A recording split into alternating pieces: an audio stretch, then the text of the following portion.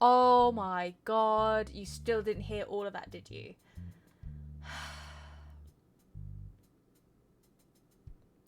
For the third time's the charm. I apologise for not being streaming all this time.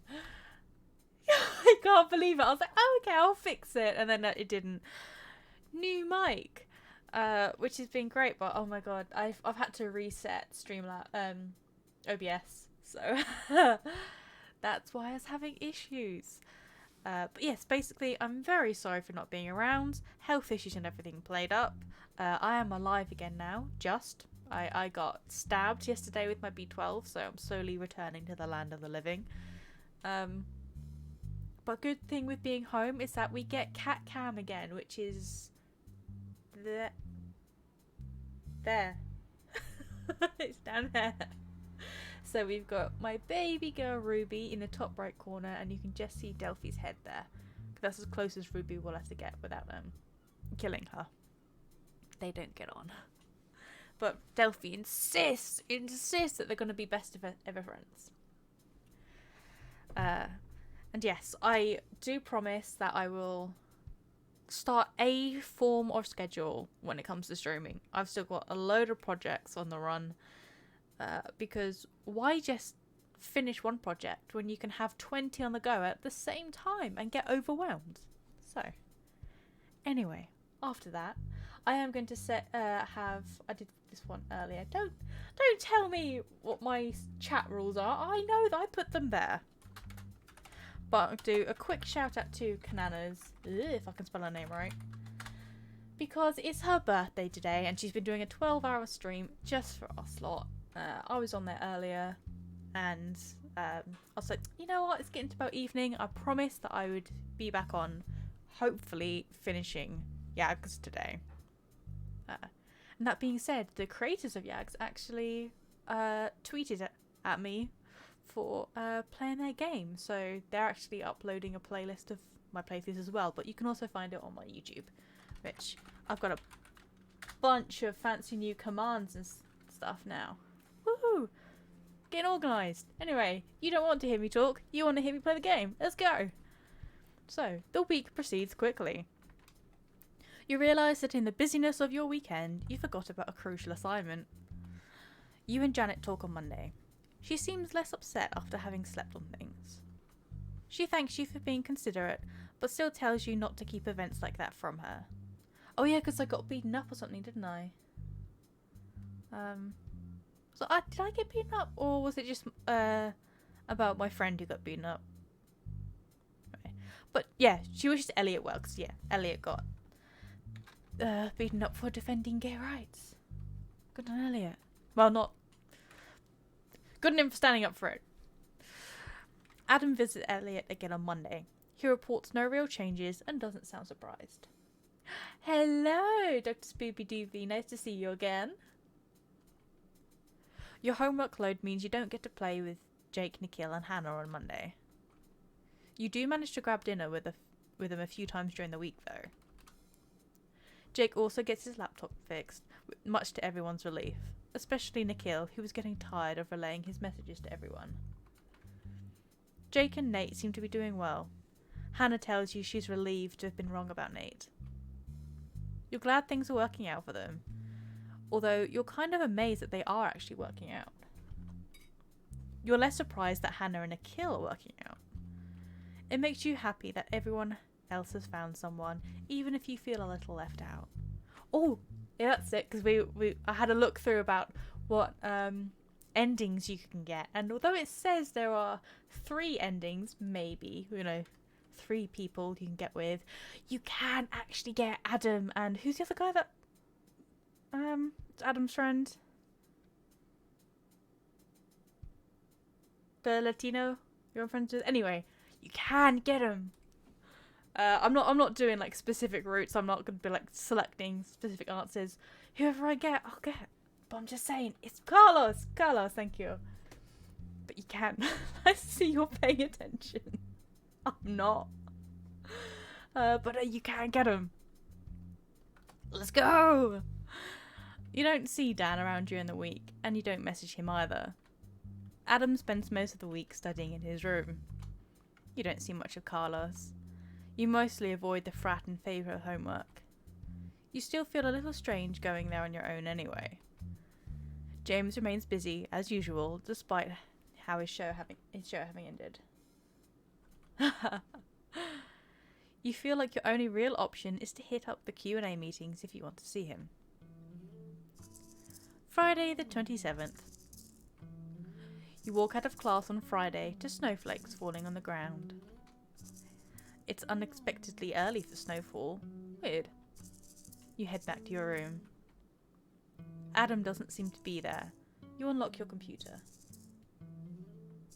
Oh yeah, by all means, yeah, you're welcome to drop the link in here or send me a message with the Discord, but I would be happy to join. Thank you. You unlock your computer. Hey, dinner? Buffet? Why? Stop asking for the buffet! It's one thing I will remember. The buffet makes me want to not eat. Sounds good. Awesome. See you soon? You head to the buffet. Hannah and Jake are sitting at a table, waiting for you. Hey, Frankie. Nikhil opted out of the buffet tonight. Some excuse about doing homework instead. Apparently he didn't finish the assignment due tonight. That assignment he was working on in the lab with us this week? Apparently. Hannah shakes her head. At least it's not a theme night. Food looks mostly normal. You grab a plate of food. Hannah helps Jake carry the food back. Hungry tonight, Jake? I guess. 4 plates at once is a lot, even for you. Lots of choices today. I guess there's corn dogs and fried chicken today, which is a little unusual. You finish your food and sit and watch Jake eat. So, you weren't planning on Dance Dance Revolution after this, were you? Oh, I'm sorry. Link should work. I've been having a problem with getting links to work in my chat. Oh, that's it, because I said other people can't put links. Yeah, just DM me. Sorry. Yes. So soon after eating? It'll burn calories. Hannah shakes her head. I suppose. I think I'm a little too full to play myself. Jake finishes eating and you head to the arcade. Dance with me, Frankie? I hate DDR. It's like, I know people, one of my friends, Erin, like, they get really into it. You know, they actually dance while they're doing it. I just hit my feet with the right buttons. That's it. That's all I do. I'll put you on an easy song. Frankie's played before with me. This is something like I used to play in the arcades with my cousins when I was little. Not so much recently. I haven't been to an arcade in years. Oh my gosh. Oh, even better. You join Jake and play around. You find it a lot easier than last time. You play a couple of rounds with Jake while Hannah watches. What happened to you, Jake? Having decided you'd had enough, you stand with Hannah and watch Jake play. I mean, there's sweat and then there's just mud. He's really good and works up quite a sweat by the end of his rounds. He steps off the pad, panting. That was good. Go get some water, Jake. He nods and walks off towards the water fountains. I don't know how he does it sometimes. The arrows just stop making sense to me after a point. Want to do a round of easy stuff? You and Hannah play around. Jake returns in the middle of it with wet paper towels, laying them on his neck. Oh, this song's awesome. Good choice. He watches you finish and gives you a suggestion for the last song of the round. Is this going to be something terrible where we both fail immediately? No. Probably not. Maybe. Hannah shrugs. I guess we'll try it. You do, and you both fail immediately. Sorry, I guess it isn't as easy as I thought. Hannah laughs. Yeah, well, that's because you're crazy. How about some foosball? Americans, foosball. You and Jake play Hannah in foosball. Even with 2 people against her, she still manages to win constantly. You play football like I play DDR. Hannah laughs and scores another goal. Well, yeah. Thanks. You 2 aren't bad though. You play another few games. I think I want to go dance some more. Sure, like I want to watch this. You and Hannah watch Jake play for another couple of hard songs. He stumbles away to get some water afterwards. Yeah, that's crazy. She shrugs. Jake returns a little later with a bottle of water and some more wet paper towels. I'm probably done for the night. Yeah, I should probably head back to get at least some homework done tonight. I really want to shower. I'll see you 2 tomorrow. They head back to their rooms and you leave for yours. I found DDR green arrow sticker. Oh, okay. I don't even get a picture of it. Adam is there, studying. Hey, Frankie. Hope you had a nice evening. You unlock your computer. Frankie, how was your day? Hey, not bad. Dinner and then some DDR with Jake and Hannah. Ooh, sounds fun. You talk to her for a while.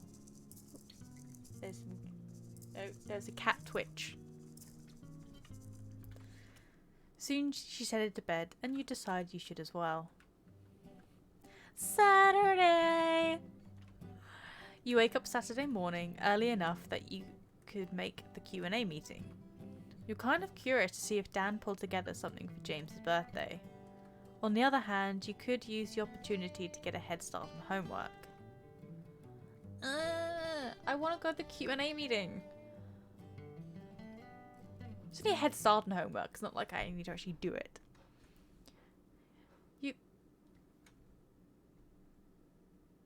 That was a weird noise, Delphi. Delphi. They're gone. They're dead to the world. You quietly get dressed as to not wake Adam and head out. You stand outside the Q&A room again, listening to the sounds of people inside. You feel your nerves again, even though you've done this before. Just as you steel yourself and are about to walk in, you see Dan walking down the hallway. Frankie! He's holding a large box. Ready to help me make James's birthday special? I'm not sure he'd appreciate a big thing. You know, James is pretty quiet. A big thing, eh? But, he sighs. I mean, I know you're right, but still. It's weird because normally I wouldn't care, but I guess you usually make sense. I guess we'll save this for later then. You and Dan walk into the room together. Ruby. Ruby. Ruby. Baby. No. What are you doing? You've noticed Delphi's there, huh? It's alright. She's a grumpy cat. But she's my grumpy cat. She's my baby. And you? She'd be coming up for cuddles normally, but Delphi's there, so she's got a hard hysteria. No fun allowed. Grumpy old cat. You and Dan walk into the room together. James is sitting on the couch studying some papers. Liz and Liz are talking to some guy on the other side of the room. It's otherwise full of people you don't know. Dan clears his throat and everyone looks at him. Oh no, Dan. I just wanted to say that I got a card for Elliot. He pulls an oversized get well soon card out of the box and sets it on a nearby table. It would be great if everyone could sign it. I'll also take donations to buy him a stuffed penis or something. Liz B shakes her head, but she and James both look relieved. You think Liz G looks a tad disappointed though. You sit with Dan on an empty couch. Well, that went well. We'll do the fun stuff later, I guess. Liz calls the meeting to order, and it proceeds uneventfully. Soon it's over, and most people file out. Don't forget to sign the card. He plops down next to James, and you sit on James's other side. The Liz's sit on the arm of the couch. So, I got some stuff for your birthday. He opens the box and pulls out some party hats and party blowers. But Frankie convinced me you wouldn't really enjoy that. But it's just us now, so he tosses the hats and blowers out to everyone. Penis-shaped blowers. Liz G puts her hat on and happily blows the blower. Liz B shakes her head and puts on the hat. James looks at him, more amused than upset. I knew it. I knew you'd actually appreciate this. Fewer people is better. Dan pulls a cake out the box. It has an edible photo featuring a shirtless Ryan Gosling on it. Yes, baby lemur brain. I'll save the pecs for you, Jemison. Unless you're more of a bicep kind of guy. He pokes James's arm. I mean, you are, but on other guys. James pulls his arm away. Thanks, Frankie. And thanks for the celebration, Dan.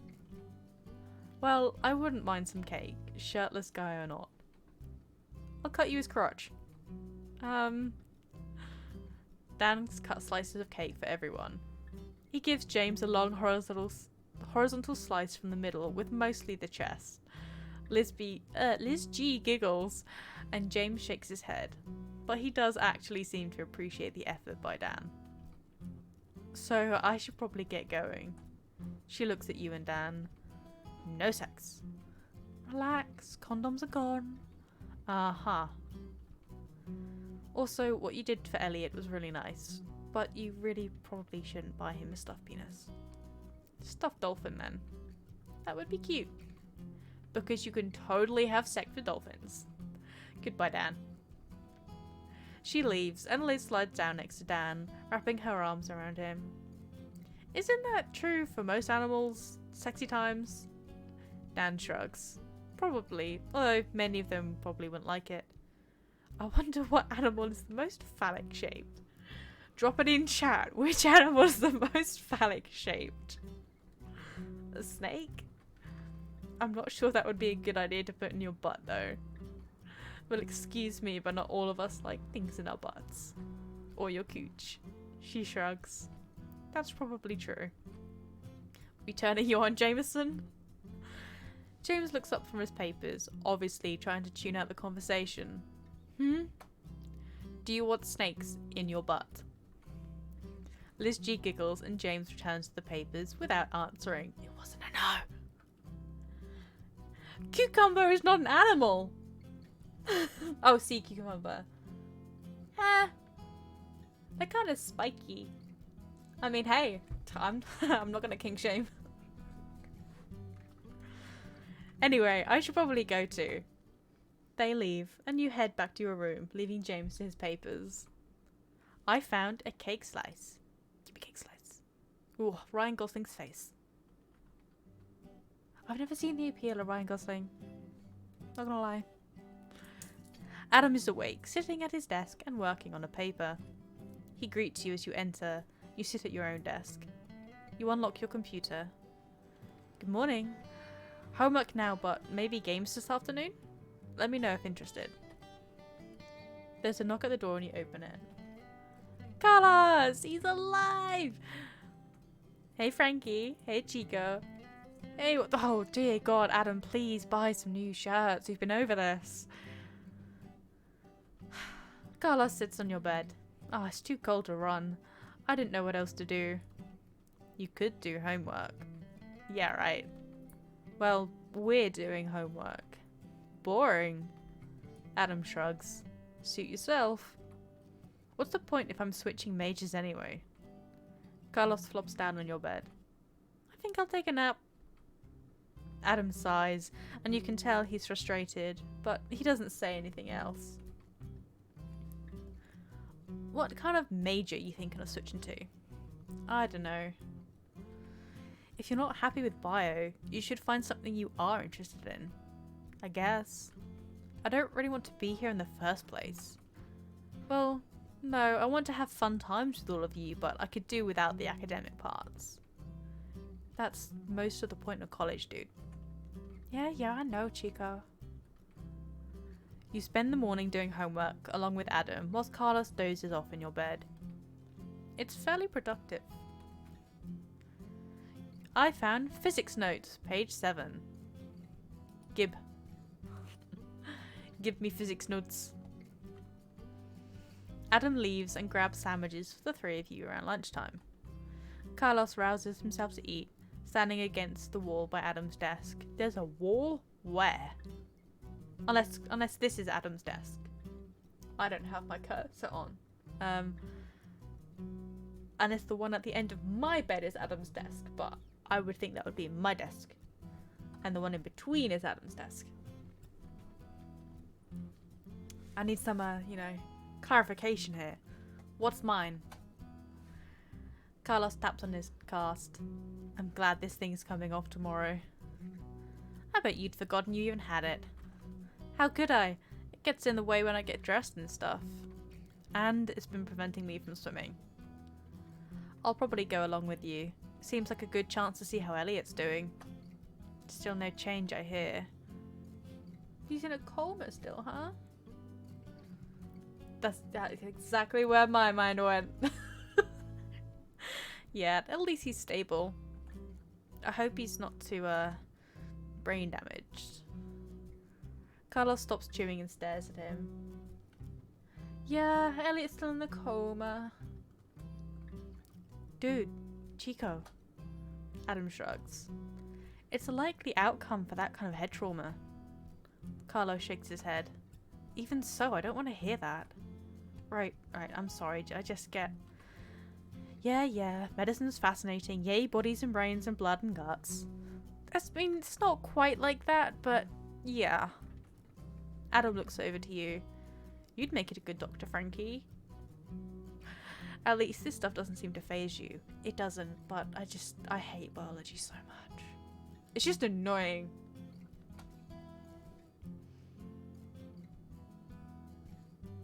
This is a lie, but it's the closest thing to the truth.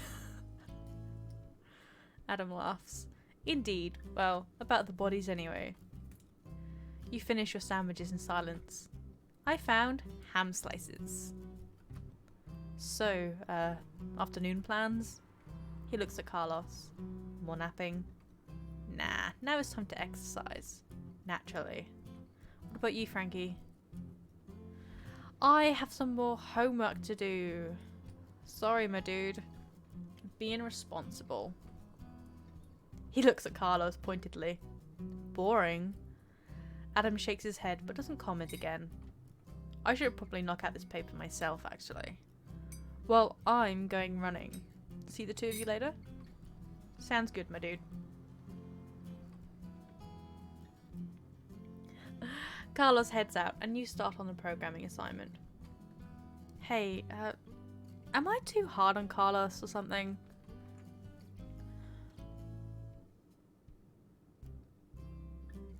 No, I'm with you. He's your friend, but you want to make sure he's not falling behind. If he decides to drop out or something, that's entirely his choice. You should support your friends no matter their decisions. But, you know, if they're still there, if they're still at uni or college or whatever, you should support them and encourage them. I'm with you, Adam. It's kind of selfish too, though. He's my best friend, and you've probably noticed that I don't have that many friends. I mean, there's all the guys at the flat, but I guess I'm realizing more and more that that really isn't my thing. Sorry, my dad just went into the garage and it's right below my room. And a heavy garage door, I could just feel it shake. I was like, what the hell? I'm glad we're friends at least. I don't know. I just want to see him succeed, and I feel like he's going to start running into problems. He's clearly smart since he's made it this far, but he also didn't used to be this bad about avoiding academic work. I guess he probably found it more interesting before this year. Junior year, when your major classes really hit. So how does it work? Junior... So what? It's... Because it's freshman, junior, something, then senior? Or suppose if it's just a 3-year program, then it's freshman, junior, senior? I don't know what they call master programs. Unless they just call them masters as well. I hope he changes majors to something he likes though. Maybe that'll give him some motivation. He should go into like sports therapy or something. Because, you know, he likes sports, he likes activity, but he's kind of good at biology and he's been doing biology so far. I'll sort you out, Carlos, you know. Anyway, sorry. I should let you work and I should get back to this paper. You spend the rest of the afternoon programming, whilst Adam finishes his paper. I found programming notes. No, I definitely need them. I want to do some practice programming before I go back to uni. I'm not looking forward to it. I don't want to program. I don't want to code. Don't make me. Carlos returns after a few hours, looking freshly showered. He sits himself on your bed with what looks like a textbook. You notice Adam looking at him approvingly. Soon dinner time rolls around and Adam leans back in his chair, stretching. Dinner? Pizza? Pineapple and habanero? No! You know it. The three of you head to the yard. It's crowded when you arrive, but you manage to get seated relatively quickly. Adam orders the pizza and salad for the table. Salad, Chico? It's healthy. It's just lettuce. And tomatoes and onions. And 1,000-calorie dressing. Well, that comes on the side so you can skip it. Who skips dressing on their salad? Adam shrugs. I just said you can. I don't know anyone who does either. So how was your day of boring studying? Pretty good. I went over the guide to rare diseases. Why would you do that? Because it's interesting? You're not even taking any classes in epidemiology this semester. Well, I finished the work I had to do, so I figured I deserved a break. Chico, a break is going to the gym or playing video games, not reading textbooks. Adam shrugs. Well, I find it interesting and enjoyable. Carlos shakes his head. I'll never understand you, Chico. The pizza arrives surprisingly quickly, and the three of you eat in comfortable silence. I'ma get it. I'm happy to get it, dude. You grab the bill anyway. Ah, disgusting. Disgusting. Jalapeno, jalapeno and pineapple. Ugh. I mean, the jalapenos I can get, but the... I said, Ed's in chat, which is a bad thing for me to start saying this, but pineapple on pizza, because it adds to the flavour, and the pineapple and everything like soaks into the cheese, and then you remove the pineapple before you eat the pizza, because pineapple is gross, but it adds flavour to things. So you already don't start this. No, it's both. It's flavour, but then you remove it because it's gross. Thank you, Frankie. The three of you wander into the cool night air. Well, I should be getting back. I'll see you tomorrow. It's just... No, I'm not going to eat the pineapple. The texture is horrible. It's just all squidgy and gross, particularly when it's warm because it's been on a hot pizza. It's just... bleh. No. Like, I make a really good pineapple upside down cake. I know you have the pineapple and it soaks into the sponge and it has a really nice sweet flavour, but you don't eat the pineapple. No, not all food is squidgy and gross. You shouldn't be eating gross food. No. This is where I stand. At the hospital?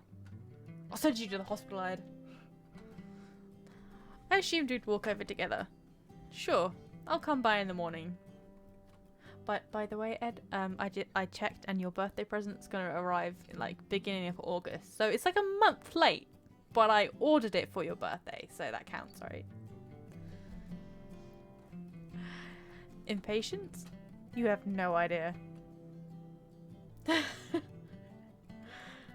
Carlos heads back towards the house as the two of you head back to your room. I found a tomato sticker. Adam settles into his desk again with a guide to diseases. You unlock your computer. Frankie, I think I screwed up my audition. I guess you're not there. Teacher's gone Monday, so they asked if I could do today instead. Sorry, Tom's here. We'll talk tonight? Guess she's not back yet. You browse the internet for a while until you see Janet appear. Hey. I got the part! Yay! Congrats, Janet! You were worried for nothing. I know. It's a small part, but still. I'm so excited. Congratulations. You talk to her for a while about life. Soon you decide it's time for bed and you bid her goodnight. Sleep comes easily. Sunday. Oh, that was a long day. I did a lot. You're woken up by a knock at the door. Adam rolls over to look at his clock. It's not even light outside yet. That better not be you, Carlos. You roll out of bed and open the door. Hey, Carlos! Adam groans from his bed. Dude, it's barely 6 AM. But the hospital is open. Oh my god, if someone came to wake me up. No. I would say I'd kill them, but I wouldn't even have the energy. I'd just go back to sleep. I'd go back to sleep on them. But the doctor probably isn't even in yet. You don't want a nurse to do it and slice off your arm, do you? Wait, does that actually happen? Adam rolls over in bed. I remember when I got my cast off because I'd broken my wrist. I've broken my wrist like 3 times. Yay! I've broken 37 bones in my body. Yay! And I think I was what? I was 9, 8 or 9, and they have like this. I don't know if anyone's like ever had to have a cast off, but it's like this big like buzzsaw that they've got. And I remember looking at this thing going, oh hell no, that thing's gonna slice through my arm. This doctor is really sweet. It's like actually it can't. And like he held this thing to his arm and he's like it doesn't do anything. It won't actually go through skin. But it was pretty cool actually. Just, you know, kind of tickled. I was like, I'm free. It smelled so bad. I've still got it up in the loft because I insisted on my mum keeping it. And we were sorting at the loft about Christmas time, and she's like, "Oh, I still have it in like a brown paper bag." Why? Why? She's like, "Oh, well, you know, you asked me to keep it for you." And, like, we open this bag, and the smell is just so bad. Like, it was on my arm for like 2 months, and it was just the sweat. It was disgusting. It's so bad. We still got it. I need to tell us just to throw it away. Throw it away. It is so gross. But, you know, I was 9 and I wanted to keep it. And my mum was like, okay, we'll keep it for you. She hoards everything. She's still got all my own, mine and my brother's exercise books from, you know, year R all the way through to G to Z.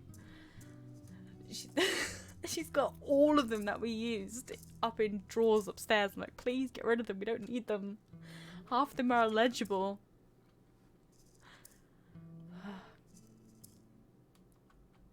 No fair, Chico. Not all of us are doctory like you. I know. Self-voicing enabled. Adam throws his pillow at him and curls up in his sheets. Oh my god. Self-voicing disabled. I pressed that by accident. I didn't know that was a thing. Adam throws his pillows at him and curls up in his sheets. Sleep. We'll go in a bit. A short bit. The longer you keep me awake, the longer that bit will be. Carlos sighs and lays down on the floor with the pillow. Fine. You manage to fall asleep again pretty quickly. Still, Sunday, October 29th. I can read. It is October 29th. Why isn't there like Halloween decorations everywhere? Halloween decorations, much like Christmas and stuff, go up on October 1st. Whole month is Halloween. Carlos still seems to be asleep on the floor. Adam's sitting at his desk, reading. He notices you're awake and nods before returning to his book. I'm gonna let Carlos sleep. Sleepy baby. You lie in bed, staring at the ceiling. Eventually, Carlos makes a weird noise and then sits up. Chico, wake up, let's go! He looks over at Adam's empty bed, and then Adam, who's trying to stifle a laugh. I'm not gonna try. He said, wait. Self-voicing enabled. Carlos, ha ha. Q divertido. I think even I could have done a better Spanish than that.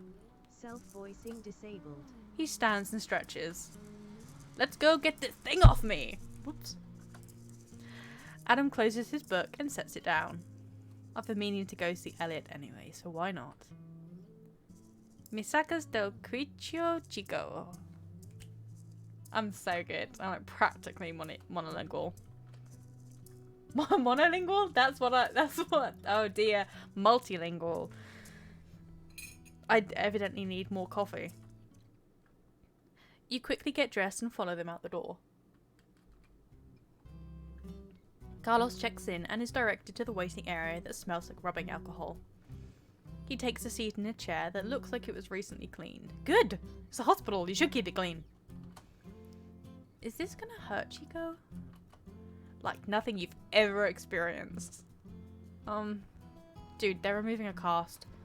But it involves power tools and blades and stuff. That can't cut your skin, see? If you're really worried, ask them to put a guard in first. Carlos shakes his head. You're gonna be a terrible doctor. Hey, I haven't taken my oath yet. Carlos pats the seat next to him. Want to wait with me, Frankie? I'm probably gonna go see Elliot. I'm gonna wait with Carlos, and hopefully then I'll go see Elliot. You sit in the chair next to Carlos. See you two in a bit then.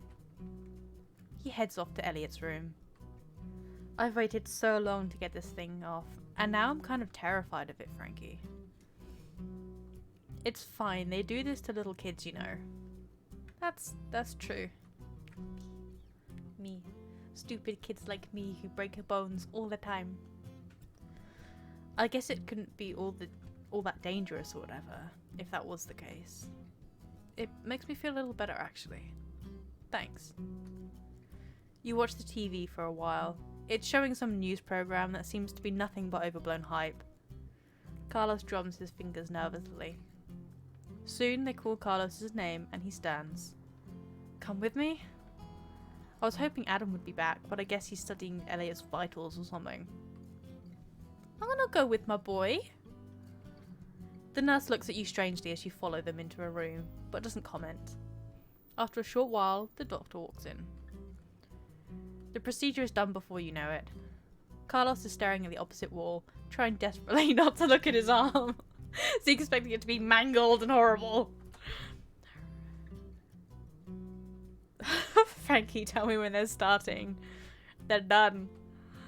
The doctor laughs and tells Carlos that the x-rays look fine, but to avoid excessive strain for a while. Carlos flexes his arm tentatively. Okay, that was easy. Let's go. The two of you make your way back out to the waiting room. I found a cast. See? I'm keeping it. I'm keeping Carlos's cast.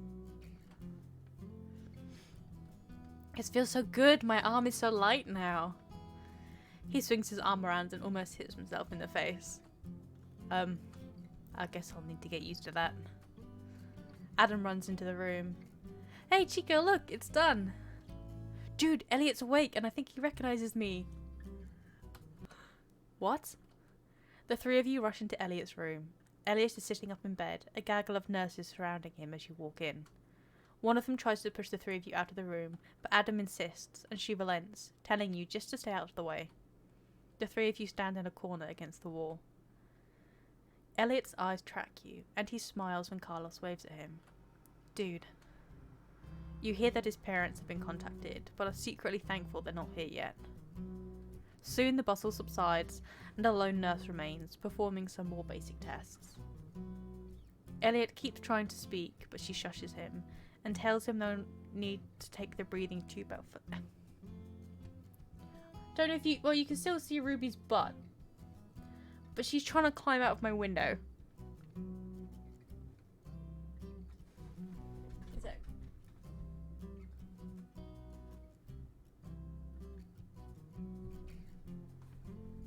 What you doing, Rue? I've got all my plants there, so she can't... No. You're gonna knock them all down. I spent hours repotting them the other day. Ruby. Ruby. Lay down. Oh, don't you start. This is what I have to live with. She's growling at Delphi. There you go. Grumpy cats. There's Delphi. There's a Ruby.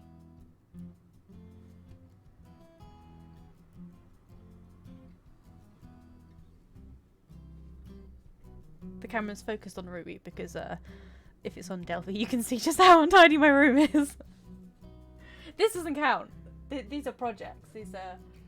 I'm knitting a blanket because my baby cousin, my new baby cousin, was born the other. Oh no, she's up. There you go. That's what she does.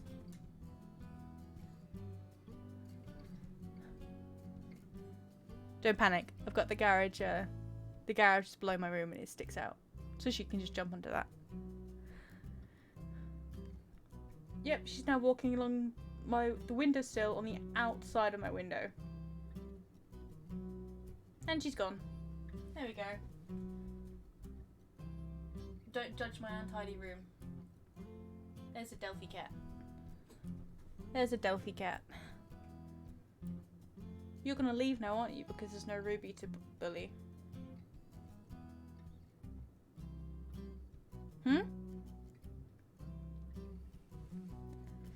Silly cats. I've got silly babies. Elliot keeps trying to speak, but she shushes him and tells him they'll need to take the breathing tube out first. Ugh. That scares me about if I ever end up being hospitalized, having like, the breathing tube like down. I've had to have like the small ones up my nose before when I've been like sedated. And that was when they had to shove a tube down into my stomach. But, you know, that wasn't too bad. The three of you crowd around the chair by his bed. Elliot, dude, do you know who I am? Elliot focuses on Adam, brow furrowed. Then he nods, trying to speak again before giving up. Adam points to Carlos. Do you know who this is? Elliot nods again, the look in his face almost hurtful this time. Are you in pain? Elliot shakes his head, eyes remaining fixated on Carlos. The nurse pushes you out of the room, saying that Elliot has to rest. The three of you stand in the hallway, peering back into the room. Elliot seems to have fallen asleep again. Dude, he hates me. What? Why would you say that? You saw the look on his face. I'm the reason he got beaten up. Dude, Robert is the reason he got beaten up. Carlos slides down the wall, sitting on the floor. You and Adam sit on either side of him. He was defending me. Dude. He was defending me because he knew I had a crush on him. Oh, Carlos! Dude, wait, what? There's silence, and Carlos stares at the floor. I knew it! I'm gay, Chico. I knew it! Then he laughs. I can't believe I just did that. Adam stares at him. Carlos shakes his head. I knew it, you hate me. No? Oh, fuck. He's angry now. Carlos, don't you dare say that. Don't you dare ever say that I hate you. Don't you dare ever think that I hate you. You're like a brother to me, and you're my best friend, and I love you. He sighs, leaning back against the wall. I hurt, I guess, but you didn't tell me sooner. It's not exactly something I've told anyone before.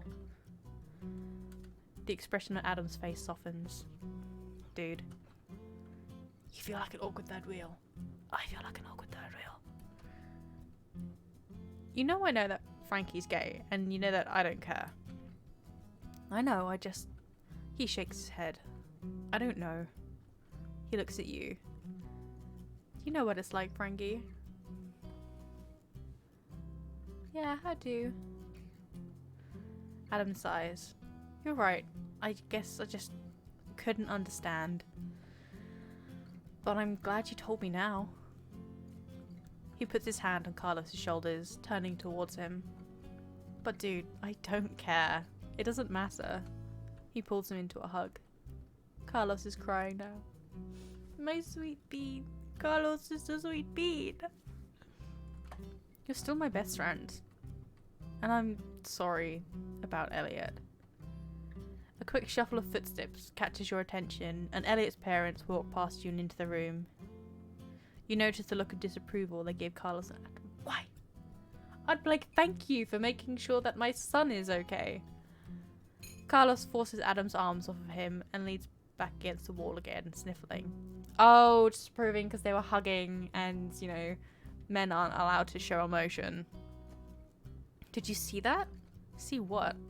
The way they looked at us. Carlos shakes his head. That's how my parents would look at me if they knew. Dude, don't dude me, Chico. You don't know what it's like. It's easy for you, Mr. California. You're straight, and it wouldn't matter if you weren't. I'ma leave. I'ma leave.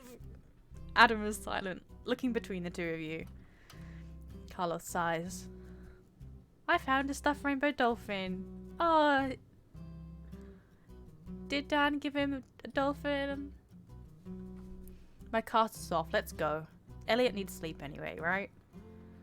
Adam nods, wordlessly standing. The two of you follow him down the hall and back to campus. I'm going swimming. It's like 5 degrees out. I mean, that's cold even for us. Like UK Celsius. 5 Celsius in Fahrenheit. No, 5 Fahrenheit in Celsius. That's what I meant to put. Celsius. It's -15, so it's rather nippy. So call me an ambulance and treat me for hypothermia. I'm coming with you, dude. Fine. You feel like Carlos could probably use your company right now as well. Me too. Ah, it's getting a bit awkward. The three of you head for the pool. You and Adam sit on a bench by the water whilst Carlos slips into the locker room to get changed. The pool, unsurprisingly, is completely deserted. I want to go swimming. Haven't been swimming in so long. I might go down the beach at some point with the dog. Maybe not with the dog. He gets scared when I go. Barney loves swimming. But if I go in the water with him, he panics and thinks I'm drowning, so he tries to save me by pushing me under the water. Or, you know, he tries to, like, latch onto me to help and ends up pushing me under the water. And yeah, I love him, but he's stupid. I'm sorry I keep dwelling on this, but I'm still kind of in disbelief. He looks at you. Did you know? You shake your head. I mean, we knew. We knew. Adam sighs. I guess it's irrational of me to feel hurt. I know this is a lot tougher on him than me. But at the same time, you've been best friends for all these years. I understand that you think that they could, you know, confide in you with that kind of information. But still.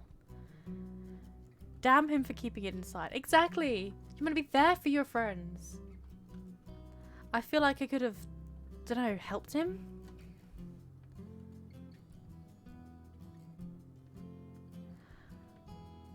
I mean, all three, like, this sounds a bit harsh, but it's true. I'm gonna go with this. He would have reached out if he felt he needed to. I mean, hey, like, I didn't come out, I mean, like, not even as trans, but I didn't come out as, well, pansexual. Or as anything other than straight until I was 18. And that was, I came out online and my friends slowly learnt one by one, and now I'm totally comfortable. And I'd known since I was, like, 13. Because, yeah, I've been friends with some of these people since I was a kid, but it can be intimidating. Even if you would trust them with anything and you know they'd be fine, you still worry. So I get both sides. Carlos reappears in swim trunks. It's going to be a great swim today. You're going to freeze your dick off is what's going to happen. It is really cold though. He dives into the water and emerges shivering. Dude, you can swim next semester, or if we have a warm day this year. No! I've waited too long for this! You and Adam sit and watch Carlem. You will sit and watch Carlem swim. He seems to be having trouble.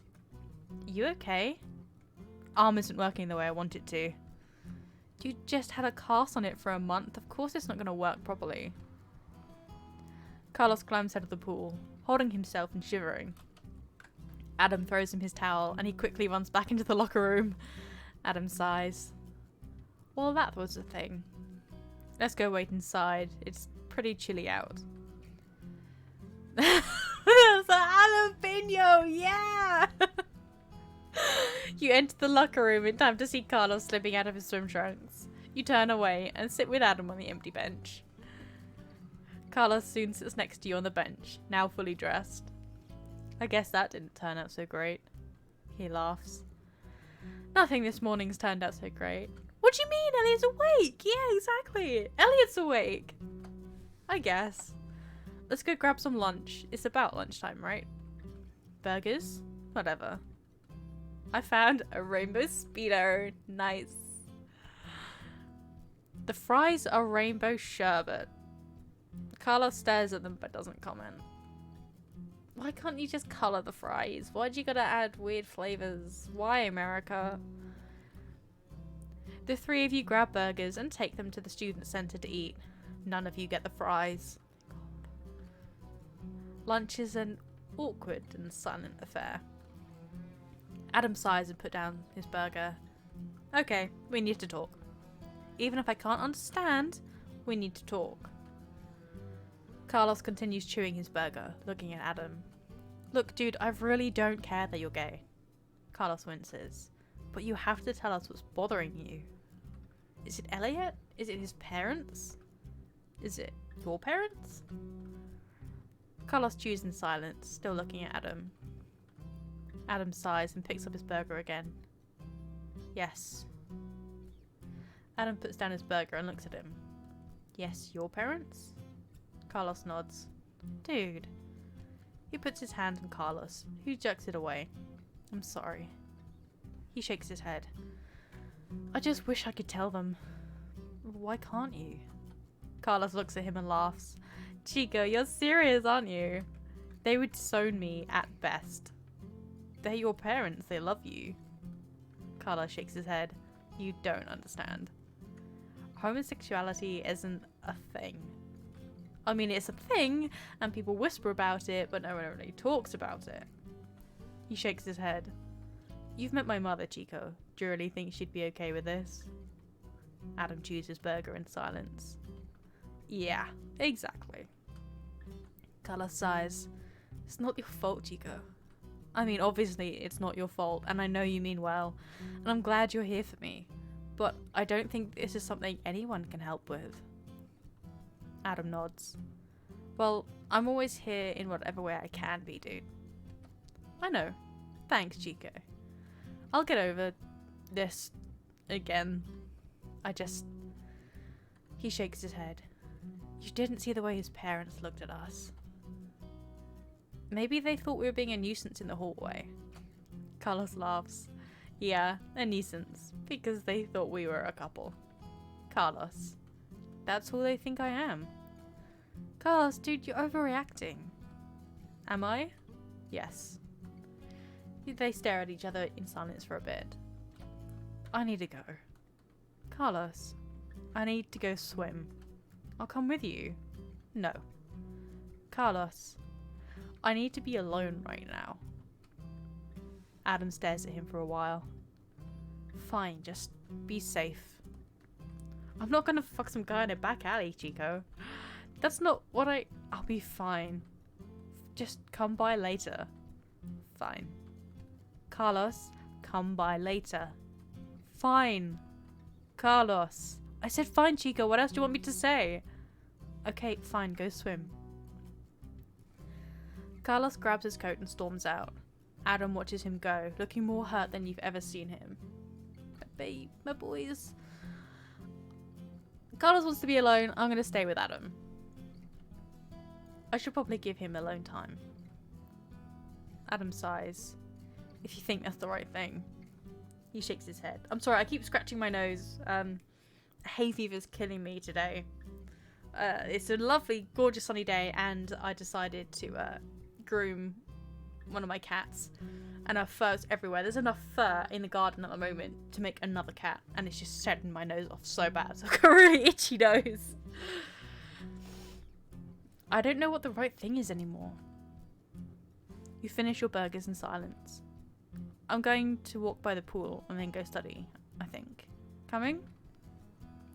You follow Adam around campus. He walks close enough to the pool to see that Carlos is swimming in it. Then he shakes his head and the two of you make your way back to your room. I found a red towel. So I go in and I steal Carlos's towel. And then we go back to study. Adam sits at his desk, staring off into space. You unlock your computer. Hey. Hey. Can we talk? Of course. Do I need to call? Not sure if that's a good idea right now. Talk here? Of course. You spend time telling Janet the events of the morning. Frankie, that's terrible. Well, Elliot was good, and Carlos coming out was good, I guess. But Carlos... You glance over at Adam, who still seems to be staring off into space. I feel so helpless. I don't know what to say. You're helping by listening. That's good at least. You decide to try and get some homework done. You notice Adam pull out a textbook, but he seems to be paying more attention to the clock than it. You somehow manage to get a couple of assignments done. Dinner time rolls around and Adam slams his book down. The sound startles you. Okay, this is not okay. I'm hoping to God he's at the house having dinner right now. He hastily scribbles a note and tapes it to the door before grabbing his coat. Come on, Frankie. The two of you head to the house. You walk into the dining room. A few of the guys greet Adam and he nods politely at them, scanning the room. No, Carlos. He sounds panicked now. Look, he just needs some time. He's fine. I hope. I'm gonna say that and he's gonna be in a ditch somewhere, isn't he? He practically runs to the common room and you struggle to keep pace. Anyone seen Carlos? Some of the guys look up from their work with blank expressions. No one? Okay. You follow him out of the house. Pool. He has to be at the pool. Please God, he has to be at the pool. He's practically running now and you follow him. Carlos is sitting on the bench by the pool, shivering. He's shivering because I stole his bloody towel. You're thankful he's at least wearing his jacket. Carlos. Adam marches up to him and punches him in the arm. Hard. Dude, he's having a rough time. Don't punch him. Ah, Chico, what was that? You idiot. Don't you have any idea how worried I've been? Carlos shrugs. Dude, this is not okay. You are not okay. Carlos shrugs again. Probably not. Adam's expression softens, and he sits next to him. Carlos, dude, let me help. He shudders. I'm cold. No shit, you've been sitting out here for hours. He stands him up. Get up, we're going. Where? We're going back to your room, and you're not leaving until we've talked this time. And you better not have hypothermia, or I swear to God I will sit at your hospital bed and never let you hear the end of it. Carlos is crying then, bawling and holding on to Adam as he rubs his back. Poor buddy boys. You feel like you're intruding, so you head back to your room. I found it. I stole his other towel! I just have a collection of Carlos's towels, or people's towels. I'm a thief! You unlock your computer. Is Carlos okay? I think so. Now. Adam's talking to him. Good. You talk to Janet for a bit until Adam walks back in. Hey, Frankie. Carlos is fine now. He shakes his head. Thought I had a cat at the door. I think everything just hit him at once and he just freaked out. Not that I can really blame him. He sits at his desk. I'll check on him tomorrow. Adam grabs a textbook and starts reading, and you return to your computer. You're struck with the realization that Dan doesn't know about Elliot yet. Hey. Hey! Too late for sex. Elliot woke up today. Is he okay? Well, he recognizes us. Frankie, that's the best news I've had all day. Thanks. I'll visit him tomorrow. Hopefully he likes the dolphin. He might. I stole the dolphin. I'm a little klepto me. You return to your conversation with Janet. Soon you decide it's time for bed. You lie in bed for a while, unable to sleep. Even after Adam turns in and you listen to his soft snoring. Despite Elliot waking up, you still feel like the day didn't really go the way anyone had wanted it to. Monday. The next couple of weeks proceed without incident. I'm in university and there isn't a massive Halloween party? What is happening? You need a better university experience, my dude. We were in goddamn lockdown and we still had a Halloween party sensibly with just the people in our flat. You know, I'm very sensible with the whole COVID thing, but we still had a Halloween party. There were decorations everywhere. You are a bad student. Carlos seems to be back to his normal self, at least. You can tell Adam still worries about him, but Carlos seems to understand, and starts spending afternoons in your room doing homework. You can tell that Adam approves of that part, at least. The two of you also have some kind of awkward conversations about sexuality. You're pretty new to the whole thing yourself, but you think it really helps him. Oh, I've got hiccups now. I'm angry about Halloween and now I've got hiccups. The three of you visit Elliot again. He looks a lot healthier now that the breathing tube is taken out. He doesn't remember much of the actual incident, but he seems almost amused when he hears Carlos thought he was upset with him. Other than a few lapses in memory and loss of sight in one eye. Is that permanent or just... I hope it's not permanent. He seems to be recovering fine. You think Carlos seems especially glad about this. Adam murmurs to you that his cover is unbelievable, and Carlos hits him. After a couple of weeks, he's released and his parents take him back home to North Carolina. He promises to keep in touch with everyone. Nikhil and Hannah seem to have had some sort of fight, and the next games night is awkward. You play Lost Cities with Hannah, while Nikhil and Jake play Fern and Taxis. You can tell it bothers Jake, but neither of you are really sure how you can help with Hannah or Nikhil. Fortunately, they seem to work things out, and things are better by the next time board games happen. Neither of them wants to talk about it, though. Things are mostly back to normal. After that, you spend many evenings playing games in DDR and doing homework with the group. In contrast, Nate and Jake seem to be getting along really well. So yeah, we had thoughts that maybe Nate was related to Robert because Elliot said that Robert's brother's gay. And Nate seems to be a bit sus.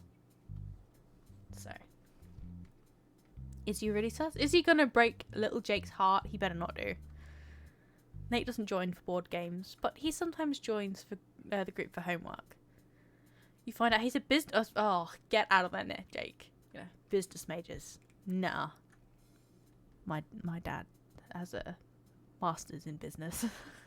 Business management. I've got so many of it. He's insisted he made me and my brother read most of his books on business studies. Nikhil teases him incessantly about it, so you should. The arts and the sciences need to unite to take down the real enemy, which is politics business majors.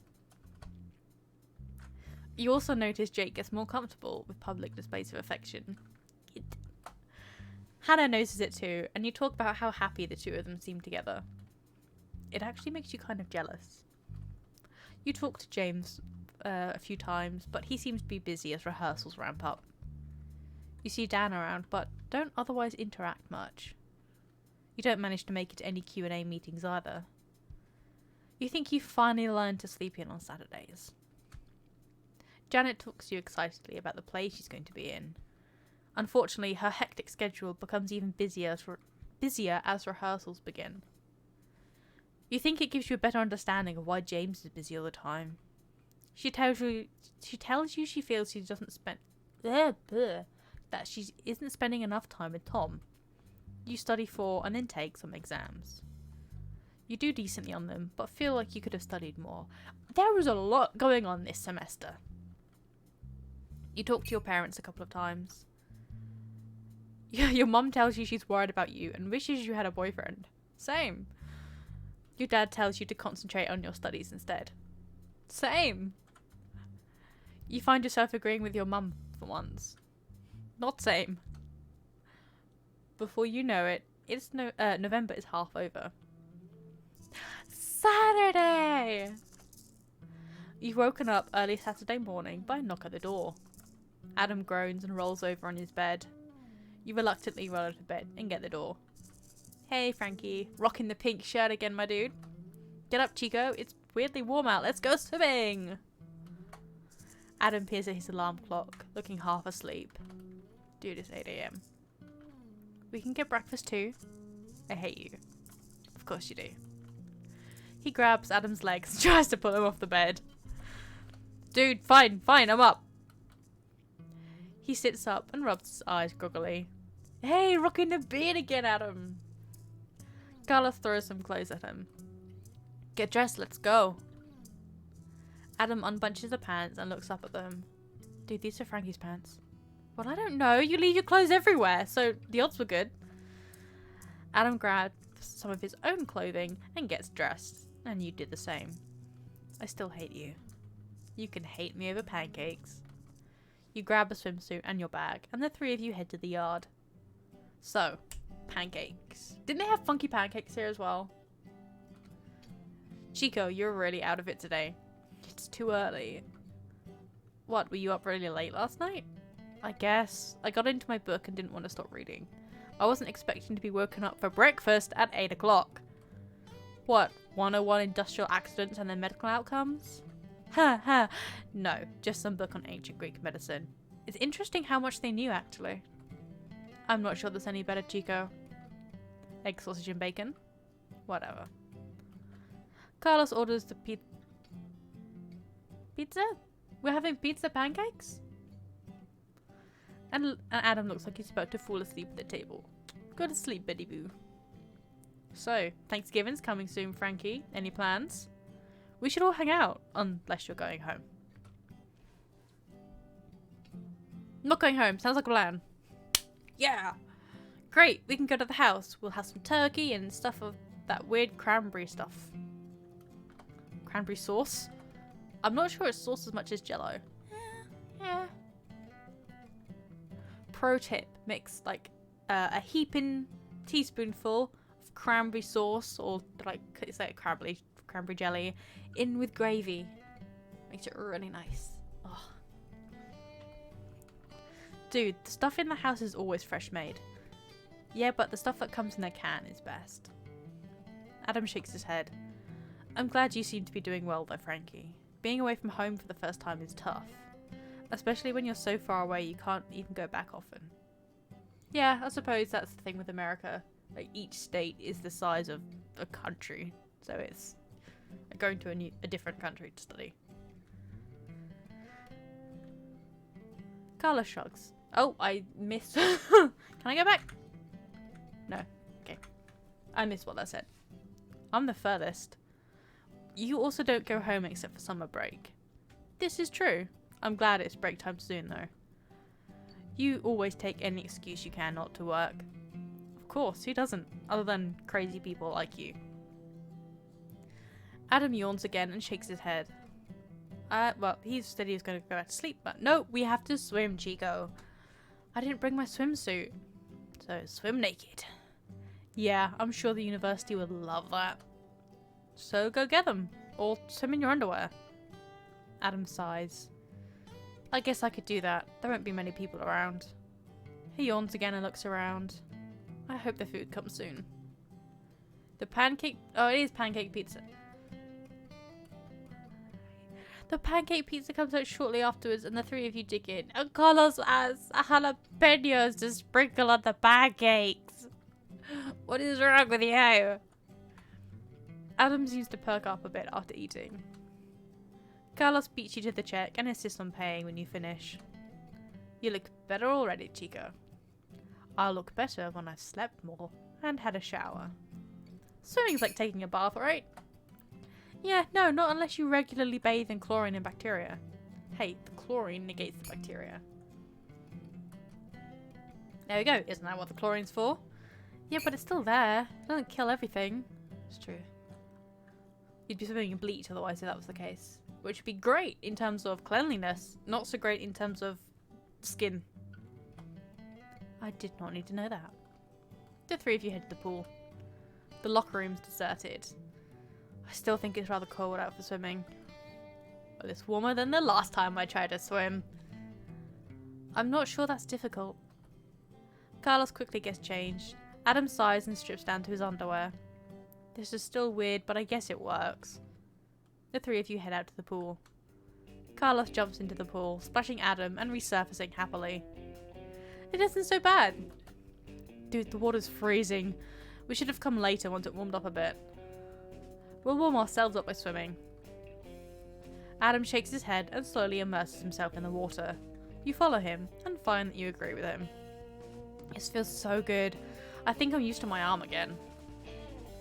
He swims a couple of laps while you and Adam tread water. Come on, Chico, Frankie, let's race. Adam sighs.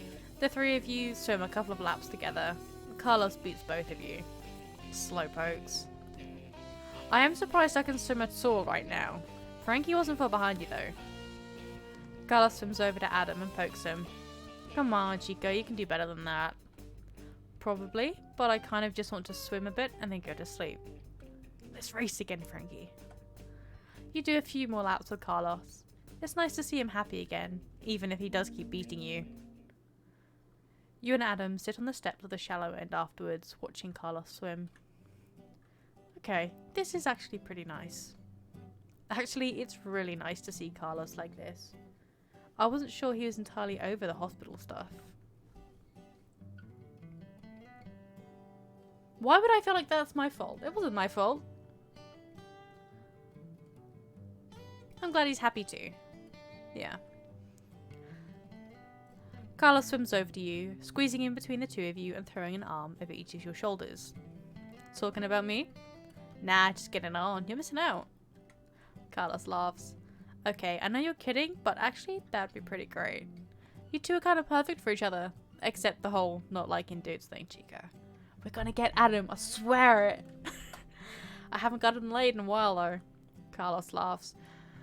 Dude, what now? I thought you hated talking about sex or whatever. Adam shrugs. Well, I'm sure the guys at the house could find you an entire harem of beautiful women. I know a few myself, if you want some numbers. Adam shakes his head. I don't know. I'm not really into random sex. Except after Nicole broke up with you? Well, sure, but I don't exactly look back on that with pride. Carlos laughs.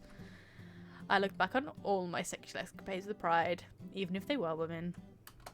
That's kind of demeaning, dude. What? They didn't seem to care. It's just sex, right? Everyone's happy and then you never have to see each other again. Yeah, I don't think that's for me.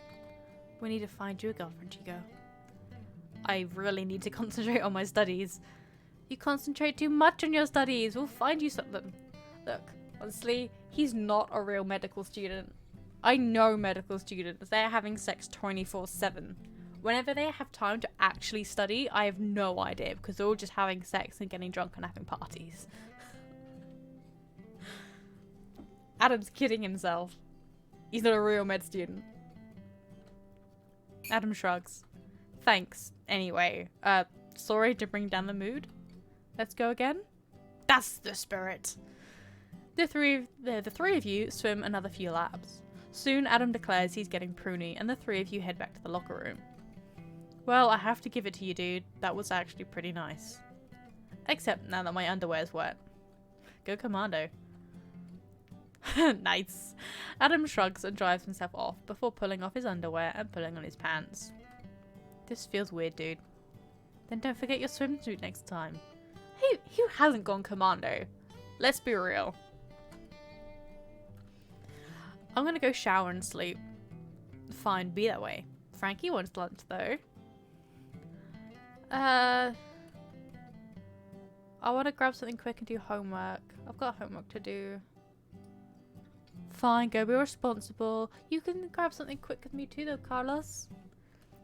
I'll see the two of you tonight, maybe? You and Adam head back to your room. I found Carlos's swim trunks. See? Thief? I'm a little thief. Adam grabs his towel and heads for the showers, whilst you pull out your calculus textbook. Adam soon returns, quickly changing into a fresh pair of underwear and climbing back into bed. Soon, he's snoring quietly, and you spend the rest of the afternoon working on homework. Adam wakes up after a few hours, looking much more well rested, and sits at his desk to do homework. A while later, it's dinner time. You're considering your dinner options when Adam grabs some clothes and gets dressed. I think I'm heading to the house for dinner. Want to come along? Look, he's got non-broken clothes. The two of you walk over together. I found calculus notes. You find Carlos in the common room, frantically strumming a plastic guitar. He notices the two of you and puts down the instrument. I can't talk anymore. Hey, Frankie. Oh, I didn't realize we'd gotten Guitar Hero. Hello to you too, Sleeping Beauty. Have a nice nap. Ha, yes, I've got a lot of homework done. Psh, I got a lot done too. Hit a lot of notes and helped wear out this guitar. Sounds extremely productive. Come on, it's probably about time for dinner. I assume that's why you're here? The three of you head to the dining room and get in line. Oh, Steve was asking about you earlier. Oh? He was commenting on how he never sees you around anymore. Adam shrugs. I've been busy. That's what I said. I don't know, I guess this whole frat thing isn't what I was expecting it to be. Carlos looks at him strangely. What do you mean? I don't know, it was a lot of fun last year hanging out with you and the guys and all. And don't get me wrong, that's still awesome. But I guess sometimes I'm glad I'm not living here. It's nice to have some peace and quiet too. I guess I'm just feeling less of a need to meet people this year. We hang out a lot and Frankie's around. Well, you also seem to be a lot more serious about your studies this year. And that's saying something, Chico, because you already used to study all the time. I don't know. Hey, it's fine. To be honest, I kind of joined the frat because of the chicks. Well, I was guessing I could fuck my way into being straight. Yikes. Internalized slightly. Dude. And even though I really enjoy living here, I guess I can see where you're coming from. The food's still kind of awesome though. Indeed. Dinner seems to be chicken drumsticks, peas, and potato salad. Looks like Steve was right. Chicken again. What, the chef misorder again? Apparently. At least it's not potatoes. Well, there's potato salad, so who says it's not both? You grab a bit of everything and find a table with Adam and Carlos. You talk to Elliot, Chico? Yeah, why? Haven't you been talking? Yeah, he says he's not doing great. Oh, he says he is doing great? I thought they said he's not. So he's doing great, isn't that good? Yeah, except he's not, is he? Dude, if you have questions about him, maybe you should ask him. Steve said he was having seizures. Adam puts down his fork. Why would he not tell me, Chico? I will point out that seizures after traumatic brain injuries are not uncommon, so it doesn't necessarily mean anything. That's not the point. I don't know, maybe he doesn't want to worry you. He doesn't seem to care about worrying you and Steve. I don't know, dude, take that up with him. Do you think he still has a crush on me? Dude, again, you should ask him about that. Carlos sighs. It's weird, you know, like, if Robert hadn't tried to kill him, we might be a thing right now. Adam puts his hand on Carlos' arm. Dude, I'm sorry, but we don't know that he isn't going to be totally fine and come back. I guess. Carlos laughs. I'm sorry I'm making this meal all depressing, but thanks, Chico. You finish your meal, and Adam decides he should go and do some more work over Carlos's protests. I'll see you tomorrow, dude. We'll play some Guitar Hero then. Fine. Go off and make sweet love to your textbooks.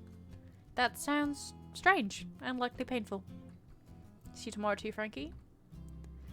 You and Adam head back to your room. You spend the rest of the evening doing homework with Adam. It's fairly productive. Monday. The rest of the weekend proceeds uneventfully. Carlos pulls you and Adam to the house to play Guitar Hero on Monday. Adam seems to actually be pretty good at it. Dinner is fried chicken. Steve seems to be getting sick of chicken, and Carlos finds it hilarious. You play board games with the group on Tuesday. Nikhil wins Bohanza, despite Hannah refusing to trade with him. You feel like there's still some lingering resentment there from their fight. James seems to be busy again from shows eating up his weekends, and you don't talk much online. You do talk with Dan a bit, and then he propositions you, and you remember why you don't talk to him much. Soon, Thanksgiving is upon you. Thursday, November 23rd. You wake up late, despite having gone to bed early the night before. Apparently you've been working harder than you thought. Adam is already up, sitting at his desk and studying. You get up and unlock your computer. Morning, Frankie. Wasn't sure if you had any plans today. It's kind of weird with both Jake and Nikhil gone. Let me know if you want to hang. There's a knock at the door and you open it. Carlos walks in. Hey, dude, again with the shirts. He looks you over. Just wake up? I thought you'd be helping set them up, dude. Helping them set up. I can read. Carlos shrugs and sits down on your bed. Set up what? I don't know. Isn't there a bunch of stuff to set up for dinner? Carlos laughs. Right. I forgot you weren't here last year for this. Most people are gone, so chef just makes a turkey and some stuff and dumps it in the buffet. Although I'm half expecting chicken this year instead. Chicken is better than turkey. Don't care what people say, you know. I know some people go out and they have like turkey for their Christmas dinner and stuff. But what other day of the year or what other time of the year would you have turkey? You wouldn't like normally just go out and buy a turkey. Because chicken is the superior bird. Chicken is nice and it's juicy and it tastes better. Turkey's all dry and gross. And nah. I'm all aboard the chicken train. Adam laughs. That would be disappointing, but I suppose I wouldn't be surprised. Your phone rings, making you jump. You figure it's probably your parents, and decide you really don't want to spend another hour on the phone with them right now. Are you gonna get that? Probably his parents again, wanting to know the colour of the university president's hat today. Carlos shakes his head, and the phone stops ringing. You should talk to them, Frankie. Just maybe call them later instead. I figured we could grab some breakfast and go see a movie or something before we headed to the house. Do you mind if Hannah comes along? Because she's all on her lonesome. There's going to be more than enough food. Of course, it's totally fine. You quickly message Hannah. Hey, gonna spend the day with Adam and Carlos. They say you're welcome to come along. Ooh, sounds fun. Where are you headed? Breakfast, then maybe a movie in the frat house for dinner. Guess that works. Meet on campus? Hannah's gonna meet us on campus. Sounds good. Let's go. You lock your computer and the three of you grab your coats and head out. You find... Oh, look at all this snow! You find Hannah waiting for you on campus on the way to the restaurant. Hey, Hannah. Hi, I hope you don't mind me tagging along. Of course not. The more the merrier. Ever had pancake pizza before? That sounds interesting. What is that? Pancakes on a pizza? It's pizza where the base is a huge pancake and you put eggs and breakfast meat in it. That sounds like something Jake would love. And actually really good. The restaurant is deserted and you're seated quickly. Carlos orders an extra large pancake pizza with sausage and bacon. I can't believe finals are coming up soon. Soon as in like a month. More like 2.5 weeks, and you can never be too prepared.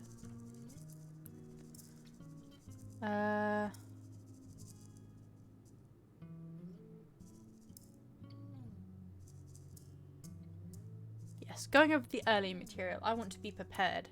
Carlos laughs. Man, you and Chico are both crazy, you know. I've started studying too. There's just so much material to cover. All three of you are crazy then. I guess I should study this year, but the time for that is in 2 weeks. Sunday right before your first final? You know it. What better time? Adam shakes his head. I don't know if Frankie told you, but we're planning to go see a movie after this, then headed to the frat house. We have Guitar Hero now. He did say. Sounds good, I guess. Don't worry, everyone there's friendly. I think that's her concern, dude. Ah, don't worry. Gala says most people are gone and everyone's harmless anyway. Well, fine, everyone still there is harmless. Plus, you're with us. That's true. Thanks. The pizza arrives and you start eating. This is really good. Why is this not a thing? It is a thing. You're eating it right now. Hannah laughs. I mean, elsewhere. Because this place is the best. Apart from the burgers. Well, the burgers are good. Apart from the fries. This place does have pretty great pizza. And I guess this is just pizza, but breakfast.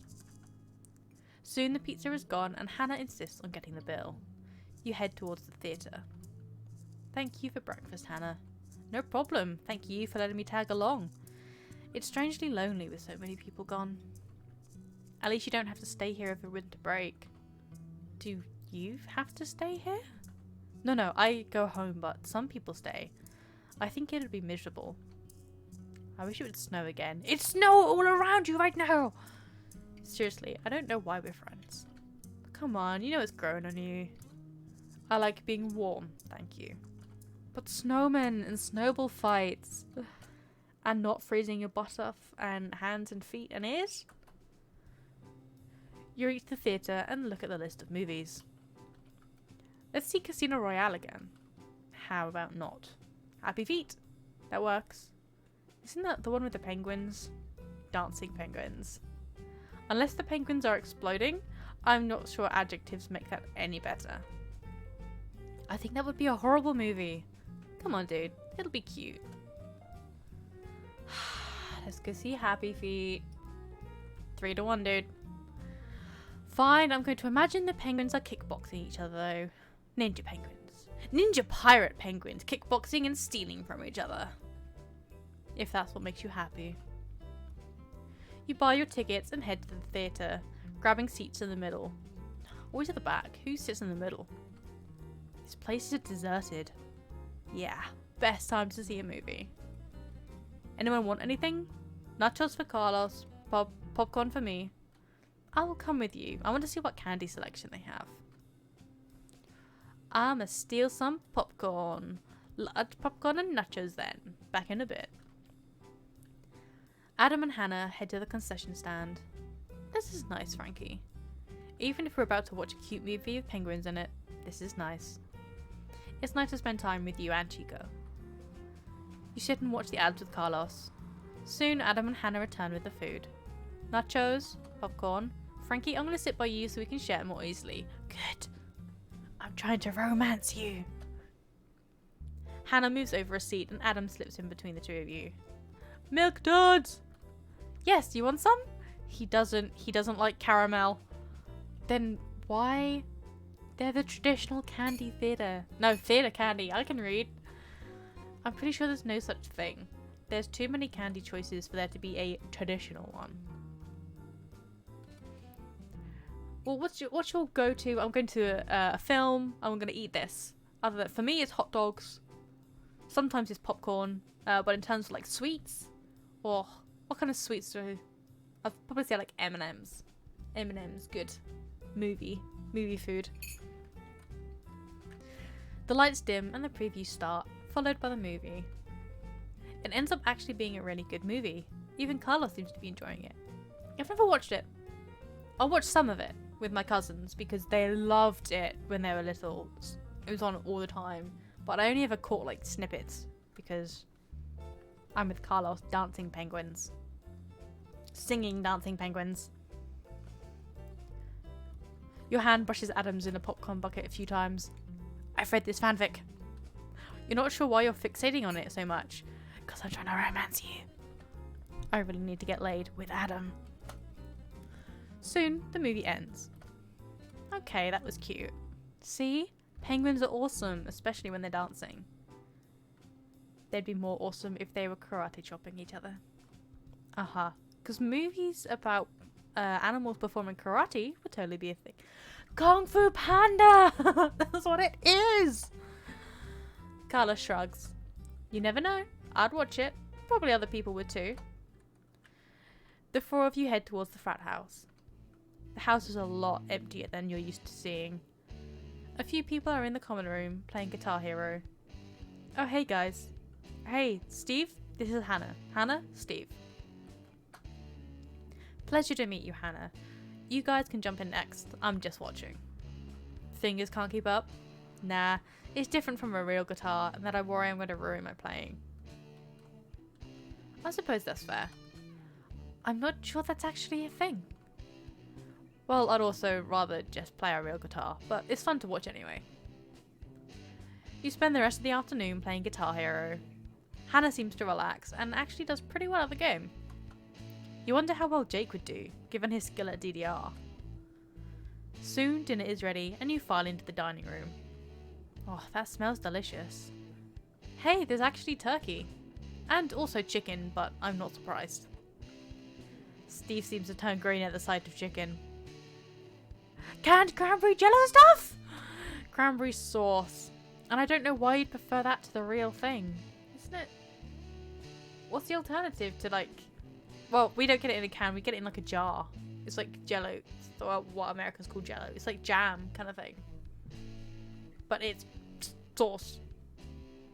I don't know what the alternative to real cranberry sauce would be. You grab a plate of food and find an empty table. This is really good. Carlos laughs. Yeah, it's not campus food, certainly. Good to see you again, Adam. My coffee's gone cold. I've been drinking this whole time. Yeah, sorry I haven't been around much. Been busy. We have some pledges looking for a new big now that Elliot is gone. I've been handling most of them, but I can't keep doing it. Carlos would be a good big. I don't know what it means. I take it that kind of means like a mentor.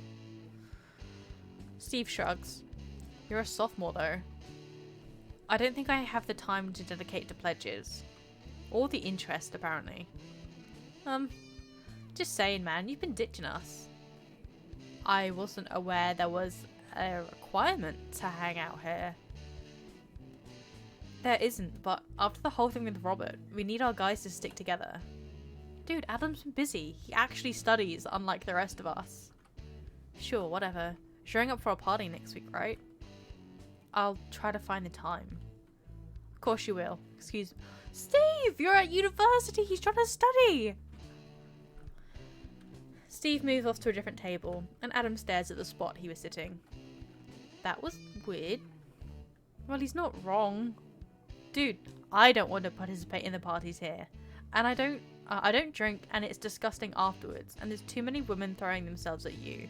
Which I guess is normally a good thing. In general, I mean, I'm not dedicating the time I should be into this group of people. It's totally not my place, but you do seem to be a little out of place here. Chico, if you're not happy here, you can quit. So wait, it's like... I thought frat houses... It was kind of like a society, but like a live-in society. So what, you actually have to participate and stuff?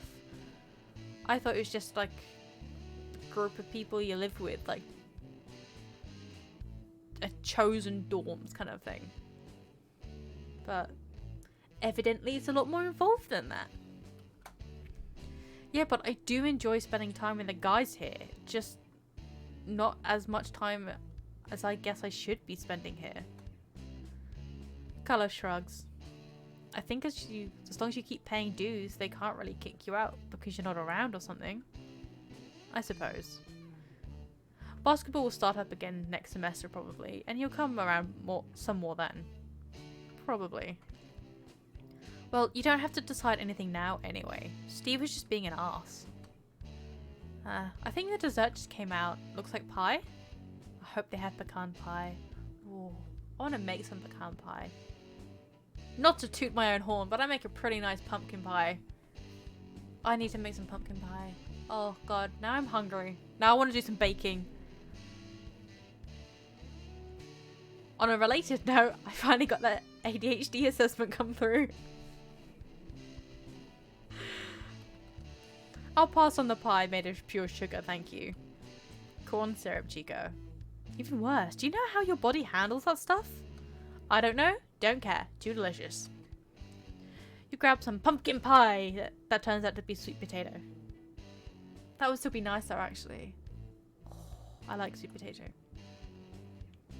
I want to go over to America during like Thanksgiving season because the food looks so good. while Adam and Hannah get slices of the apple pie. This pie is also delicious. I wonder if I should join a sorority just for the food. Carlos laughs. That's definitely one of the perks of this place. No longer having to eat campus food. There are restaurant options though. Yeah, but I'm not going to have pizza or that fancy French place for every meal.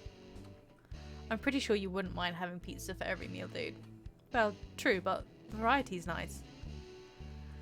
Soon he finished eating. Well, I should probably go, but it was really nice spending the day with all of you. Likewise, glad you were able to come along. And sorry about the awkward dinner. No worries. Would one of you be able to walk me back to my room? I should head out anyway. I'll see you tomorrow, dude. I'll be there, bright and early. Please don't. Bye, Frankie. You head back across campus towards Hannah's building. That food really was delicious. I'm not sure I'd have the time to dedicate to a sorority though. Yeah, apparently I don't either. It's good not to lose sight of why you're here.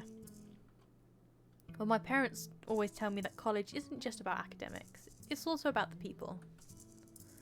Of course, I think they'd also kill me if I brought home anything other than straight A's, so who knows? Adam laughs. Yeah, I'm pretty sure my parents would be seriously disappointed too. I guess they just know that we're capable. They just know what we're capable of and trust us to do our best. I'm glad I know you, Frankie. And you too, Adam. Thanks for walking me home. We should play games sometime this time, Frankie. Yeah, sometime this weekend. I can't read anymore. She heads into her building, and you and Adam walk back towards your room. That was nice. I'm glad you brought her along. Don't fall for her. You may not be falling for me. I should, never mind. Don't! No! This is going the opposite plan. You walk the rest of the way in silence, but you can tell he's still bothered by Steve's comments. I found a penguin figure. You reach your room and Adam returns to his desk to study. You unlock your computer. Happy Thanksgiving!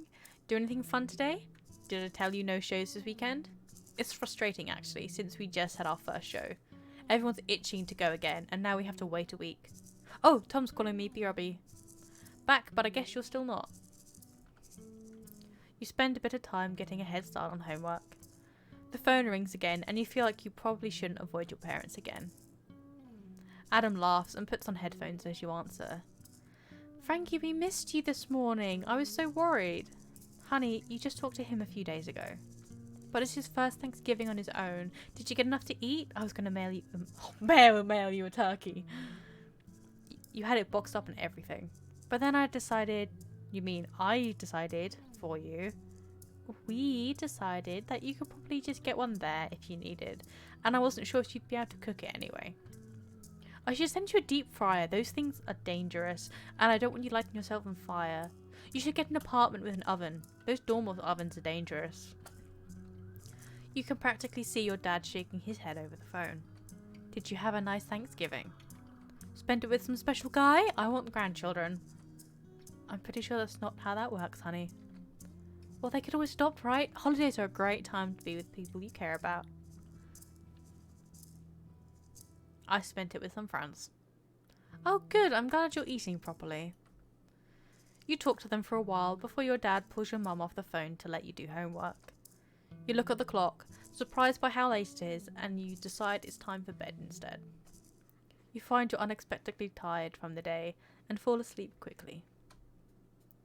Friday. You spend the rest of the long weekend hanging out with Adam, Carlos, and Hannah. Hannah and Adam seem to get along really well, and it makes you wonder why you never thought of introducing them before. The fun, unfortunately, does come at the expense of studying, but you feel like you deserve a break anyway. Adam seems to avoid the frat house, which doesn't surprise you. Carlos mostly hangs around you and Adam over the weekend, saying that the house is lonely with so many people gone. Carlos complains to Adam that Elliot isn't responding to him. Adam shrugs it off, but you can tell he knows more about it. You manage to talk to Janet a few times over the weekend, but she's mostly busy with her show. She tells you she's really enjoying it, despite the hectic schedule, but that she's also going to be glad when it's over.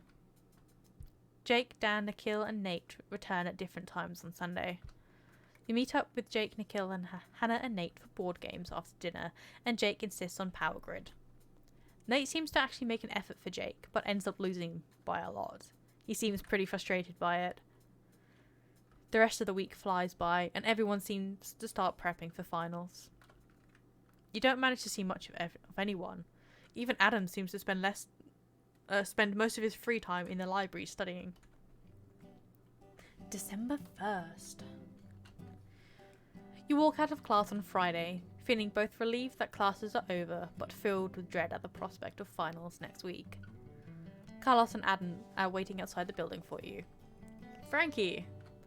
Carlos convinced me that we should see a movie tonight instead of studying, so you're coming with us. Oh no, you're welcome to join us. Forced me to come and have fun. No, we're forcing you to join us, Frankie. Come on. Adam sighs and shakes his head. Dude. The three of you head to the yard. Looks like they're a little busy tonight. Frankie! We're gonna go see a movie. Oh, us too. You should join us. The five of you get a table. Pineapple jalapeno pizza. I can't say I've ever considered that combination before. Neither have I, Dan. It's only the best thing ever. Liz G giggles. Peppers give me fiery shits. Dan laughs. That's a lie. Girls don't poop. But at least two of them do. When there's a cup... No! Banned! I just had bad memories. I blocked that. We can order 2 different pizzas. I think Frankie would appreciate something different anyway. Maybe sausage and mushrooms? I'd do that. Adam orders the pizza and some salad for the table. Pfft, salad. It's healthy. For rabbits. Suit yourself. How goes the finals prep? It doesn't. Dude. Yeah, I'll study Chico this weekend. Sometime. I only have one, but I've got lots of projects to do instead. I think I'm ready for mine. They're all later in the week at least. Chico here has been doing nothing but studying lately. That's not true. And sleeping. And eating. I had to force him to take a break this evening. Well, there's a lot to go over, dude. Yeah, because you totally don't already know it all. But I want to be sure that I do. You're like Liz. She's been studying a lot recently too. I figured D is for diploma, right? Yeah, I think my parents would kill me if I get home with a D. But projects are less stressful than exams at least. The food soon arrives. Pizza, as always, is delicious. Can I ask you a question, Dan? What's up? Are you and Liz dating? Ew. Dan laughs. Definitely not. Okay, are you gay? Adam chokes on his pizza and Carlos hits him on the back whilst Dan laughs. You know, a lot of people would consider that a rude question. Sorry, No, it's fine. I'm not a lot of people. I just do a lot of people. In the butt. Where those people are men. Liz G giggles and Adam drinks some water, shaking his head. Poor Adam. He's the only straight one at this table. Why do you ask? 'Cause Frankie and I have kind of been talking about things, but I was kind of... I don't know. I don't like this word. I know some people reclaim it. I don't like it. Daniel, language. That's rude. Sorry, Nate and I just, You're totally gay, though. Carlos coughs and looks like he wants to disappear. Hey, man, I am too. Most of the people at this table are, but, if you're gay and want to meet more gay people and generally find yourself, right? Carlos shifts uncomfortably. He shifts uncontrollably. He just keeps going like this. Something like that. Dan, I'm channeling Liz today, but you're making him really uncomfortable.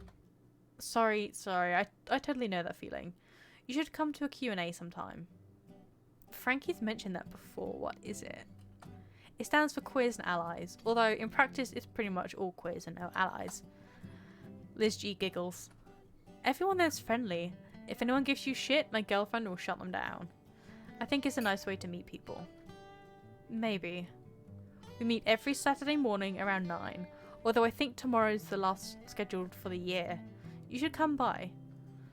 third floor on the student center. Soon you finish eating. Split the check. Sounds fair. You split the check and head to the movie theater together. So what do we feel like tonight? I like how we're deciding what movie we're going to see once we're actually in the theater. You know, not at the ticket office. Dude, there's a new Van Wilder movie. How about not? Actually, that sounds like it could be good.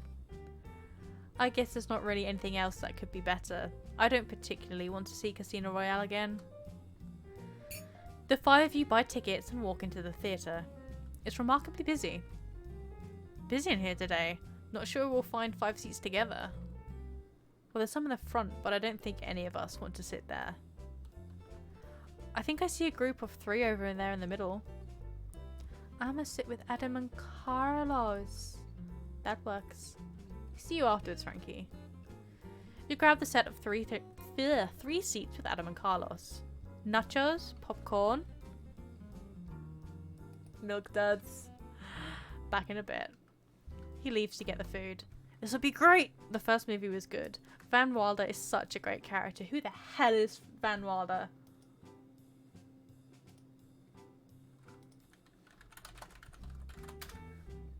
Van Wilder. What? It's got Ryan Reynolds in it.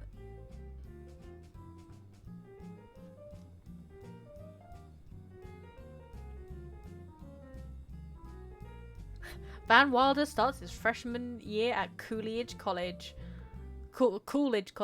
and embarks on an adventure to land the campus hottie and liberate his school from the sexual oppression and party dysfunction. Very interesting. Sequels have a tendency to be less good than the original. Well, this is Van Wilder. That movie is legendary. They wouldn't make a sequel without giving it the care it deserves, right? I personally don't know. Said I've never heard this Van Wilder before, but sequels are so bad. Adam returns with the food. Shortly afterwards, the lights dim and the previews start. The movie itself ends up being rather terrible. You keep glancing over at Carlos, who looks utterly dejected. After a totally predictable and cliche ending, the credits roll and the lights turn back on. Carlos shakes his head. Dude, what was that mess? Sequels are never as good as the original, dude. What about Toy Story? I'm pretty sure that's an exception to the rule. The 3 of you head out and meet up with Dan and Liz outside the theatre. I found a toga outfit. When the hell did I find that? That was so oh, I suppose because it's about like frats and things like that, so I couldn't see the connection at first. That was so terrible. Tell me about it. I'm so happy right now. We like watching terrible sequels to see how badly they manage to screw up films and franchises. Carlos shakes his head and wanders off. I'm gonna go. It was nice spending the evening with you two. You bid Dan and Liz goodnight and follow Adam. Oh well, I don't know why I'm so bent out of shape. It's just a movie. There are other things going on in your head, Carlos, which is making you frustrated and pent up, you know? It's been a stressful semester, dude, especially for you. Carlos sighs and runs his hand through his hair. Yeah, it has. I guess I just don't know. You had a nice evening though, right? Yeah, I guess. He sighs. Sorry, I kind of just want to go to bed. Want us to walk back with you, dude? No, that's fine. Go study or whatever. If you're sure, dude. I'm sure. Thanks, Chico. Good night. Carlos heads back towards the house and Adam shakes his head. I worry about him sometimes. But, I'm glad he has people he can talk to at least. I mean, he talks to me, obviously, but I mean about things that I don't have particular insight into. He sighs. Thanks, Frankie, for being there for him too, in your own way. It's probably not really fair to you, but I'm glad you two are friends. The 2 of you head back to your room. I'm always happy to help out Carlos. You spend the rest of the night studying for finals alongside Adam. Saturday. You wake up early Saturday to a knock at the door. Adam groans and pulls a pillow over his head. I'm going to kill Carlos. You open the door to find Carlos. Hey, Frankie. Carlos, it's too early for breakfast or running. Actually, I was curious about Q&A. I wanted to see if you'd go with me, Frankie. That's a good idea, actually. Frankie had to drag me along when he wanted to go for the first time. You've been to Q&A, Chico? As moral support, but yeah.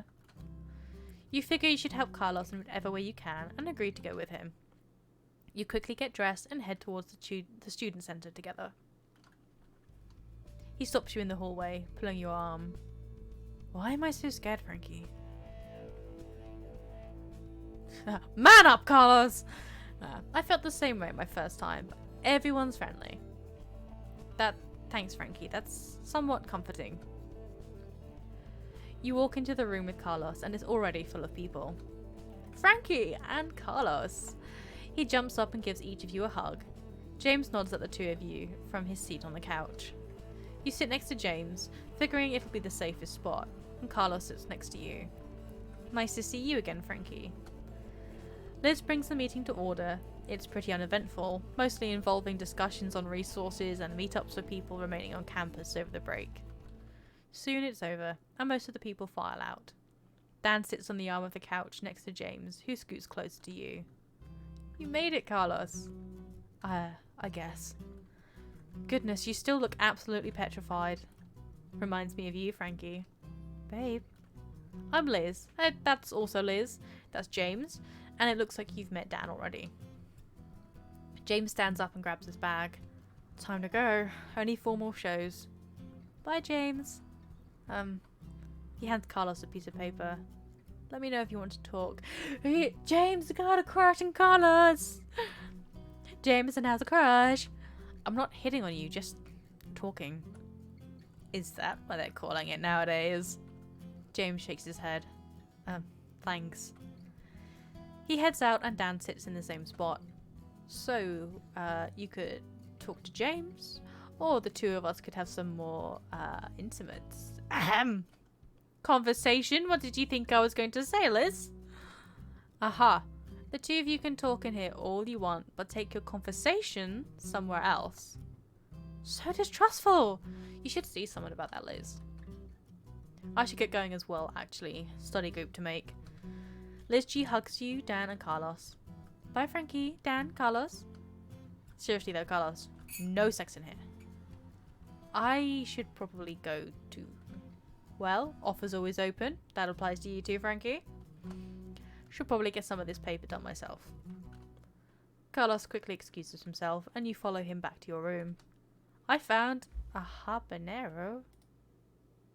Oh, it's pepper. The rest of the weekend ends up being full of studying, both individually and with Jake, Nikhil, and Hannah. Hannah freaks out about her progress, insisting that she's going to fail everything. Jake seems to be similarly driving himself crazy. Nikhil calms the two of them down a bit by quizzing them. Naturally, the 3 of them have all the material down already. You only wish that you had the same confidence. It makes you particularly glad that you have friends you can study with. Carlos actually sits with you in your room and makes some effort at studying. Adam is pleased by the effort, although he's less impressed when Carlos fails his pop quizzes. Carlos complains that Adam's questions go too far back to material from earlier in the year. Adam just sighs and shakes his head. James, naturally, ends up being ridiculously busy for the rest of the weekend with his shows and classwork. Dan ends up being busy the rest of the weekend as well with his final projects, which honestly leaves you a little relieved. Carlos does, however, ask you to put him in touch with Dan.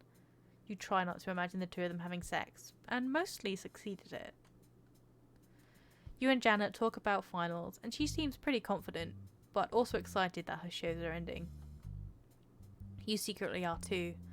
You miss talking to her more frequently, but are comforted by the thought of seeing her in person next week. You actually take your finals throughout the following week. Unfortunately, studying for the next one ends up consuming most of your time during the week, but you don't feel like you do badly on any of them. Friday. You walk out of your last... Oh, I see a cat yawning. You walk out of your last final on Friday afternoon, glad you're finally done, but somehow feeling bittersweet about your flight home tomorrow. You head back to your room to see if anyone else is free. Carlos is there, sitting on your bed and talking with Adam. Hey Frankie, I don't think I failed any of my finals this time. How are yours? Adam laughs. Yeah, because you studied for once. Hey Delphi. Hey monkey.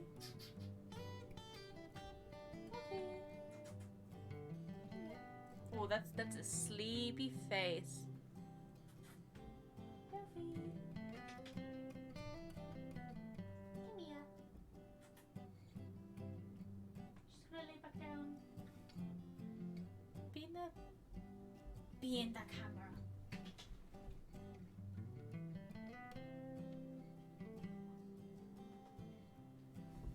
That's an unimpressed cat. Hey, Adam. There's another cat at my door. That's just the wind.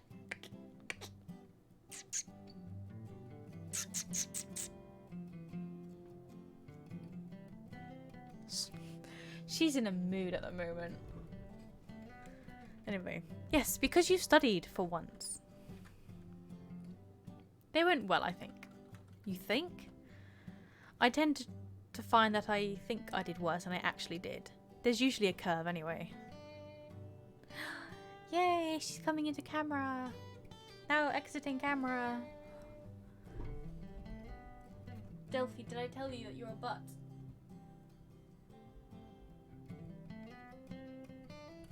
There you go.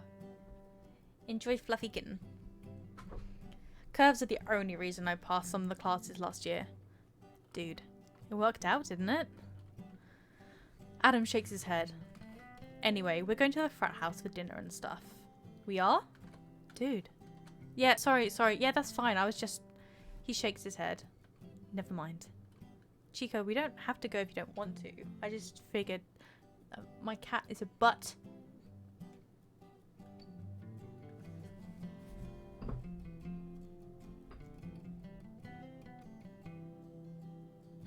She's gotta be on camera, otherwise what's the point in having a cat cam?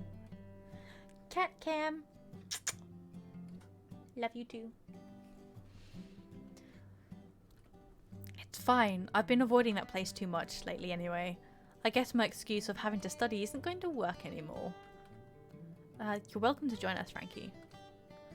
You quickly unlock your computer to find a message from Jake saying they're playing games before dinner. I'm gonna go play games. Sounds like a plan. We'll see you later then. If I don't see you before you leave tomorrow, have a nice break, Frankie. The two of them leave and you head to the student centre. Jake, Nate, Hannah and Nikhil are already there, sitting at a table and contemplating the bag of games. Oh, hi Frankie. We can split. I assume Hannah wants to play Lost Cities before we leave. Yes! Nikhil shakes his head. Bonanza? Bonanza? I'm just happy to watch for now. Two-player bean duel, Frankie? Jake sets up Lost Cities whilst Nikhil sets up Bonanza, and the two of you start playing. The game ends up being fairly different from a normal game. You're not quite sure how to make decisions around what beans to leave for Nikhil. Soon you find you need to decide on whether leaving a couple of blue beans for Nikhil or to sacrifice your own plot of chili beans to plant them instead. I'm gonna leave the blue beans. You leave the blue beans. Nikhil plants them, then harvests his crop for some gold before taking some chili beans, rather than leaving them for you. They were my chili beans! Soon there's only a few cards left, and the game nears its end. You're pretty sure you're losing, but the game is still probably pretty close.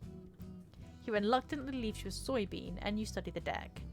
You're going to get another turn, but you're not sure you want to risk the soys. Stick with my existing crops. You discard the soy, and Nikhil reveals another soy in his turn, leaving it for you again. Ah! The game ends, and you end up losing by a single coin. Damn, that was really close. We just finished too. 32 points, baby. And Nate was just standing there watching us the entire time. Not creepy at all. Yeah, I don't know how he did that. No, I do. Stupid white expedition. Stupid card luck. Anyway, break for food? Buffet? Actually, I'm kind of curious what they have on the last day. It sounds good. Really, Nikhil? We're doing this now? What? Never mind. Buffet's fine if you... Whoa! What happened there? Seriously, let's go. I'm hungry. Nate shakes his head but doesn't say anything. The 5 of you head to the buffet. Food. Doesn't look so bad today. Nikhil, come sit with me. Can I get some food first? We need to talk. Excuse me.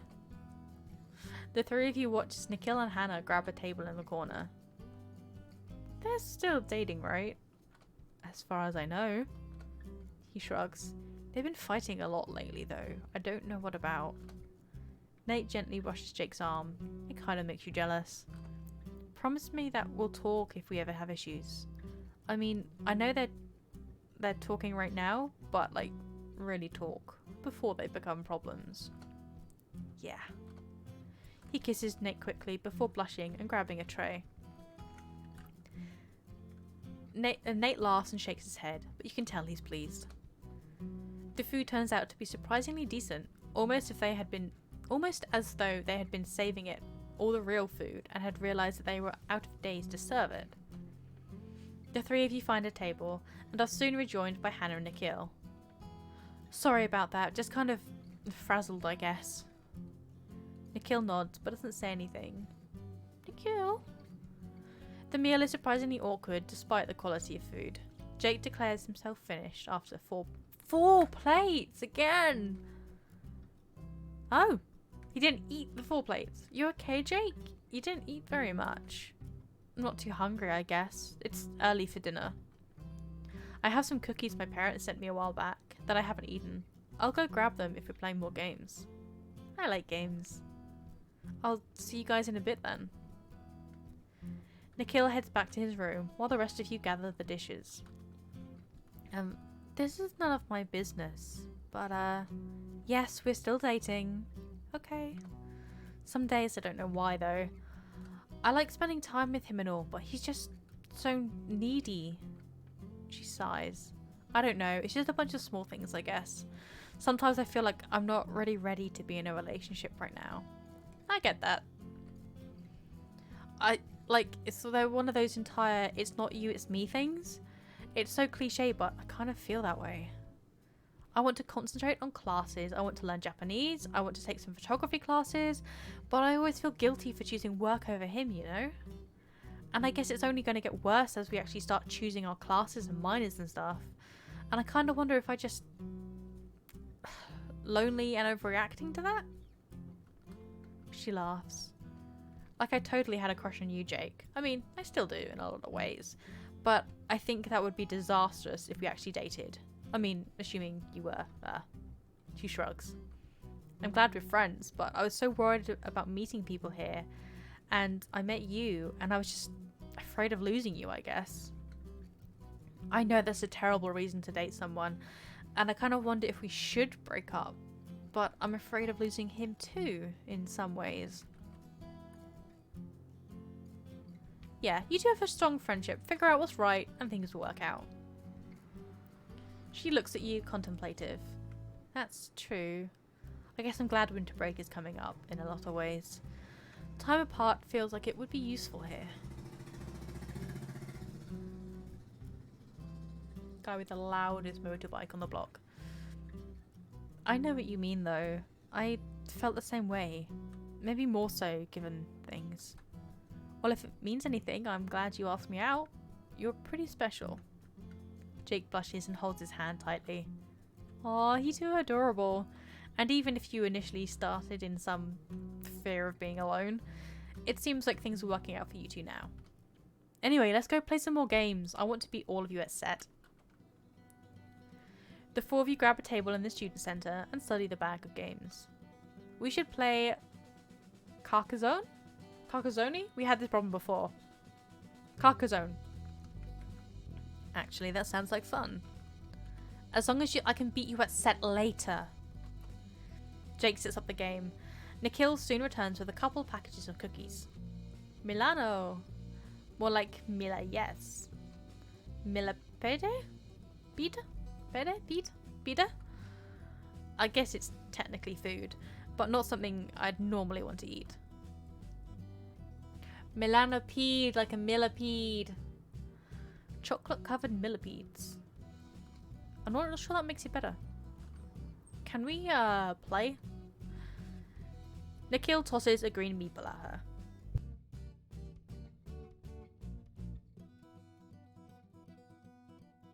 My throat is starting to die. I may do one more week and then I'll have to call it quits because talking. You're looking a little green, Hannah. She shakes her head and returns the green meeple to Jake. Jake's always green, you know that. I'm first player. There's a road. Meep meep. Meep meep. Meep meep. The game proceeds uneventfully, although you seem to have terrible luck and draw almost entirely road tiles. I don't know what this means, but apparently it's bad. I wonder if these things are like actual games. Nate does surprisingly well and manages to pull off a surprise upset when he steals the largest field from Jake.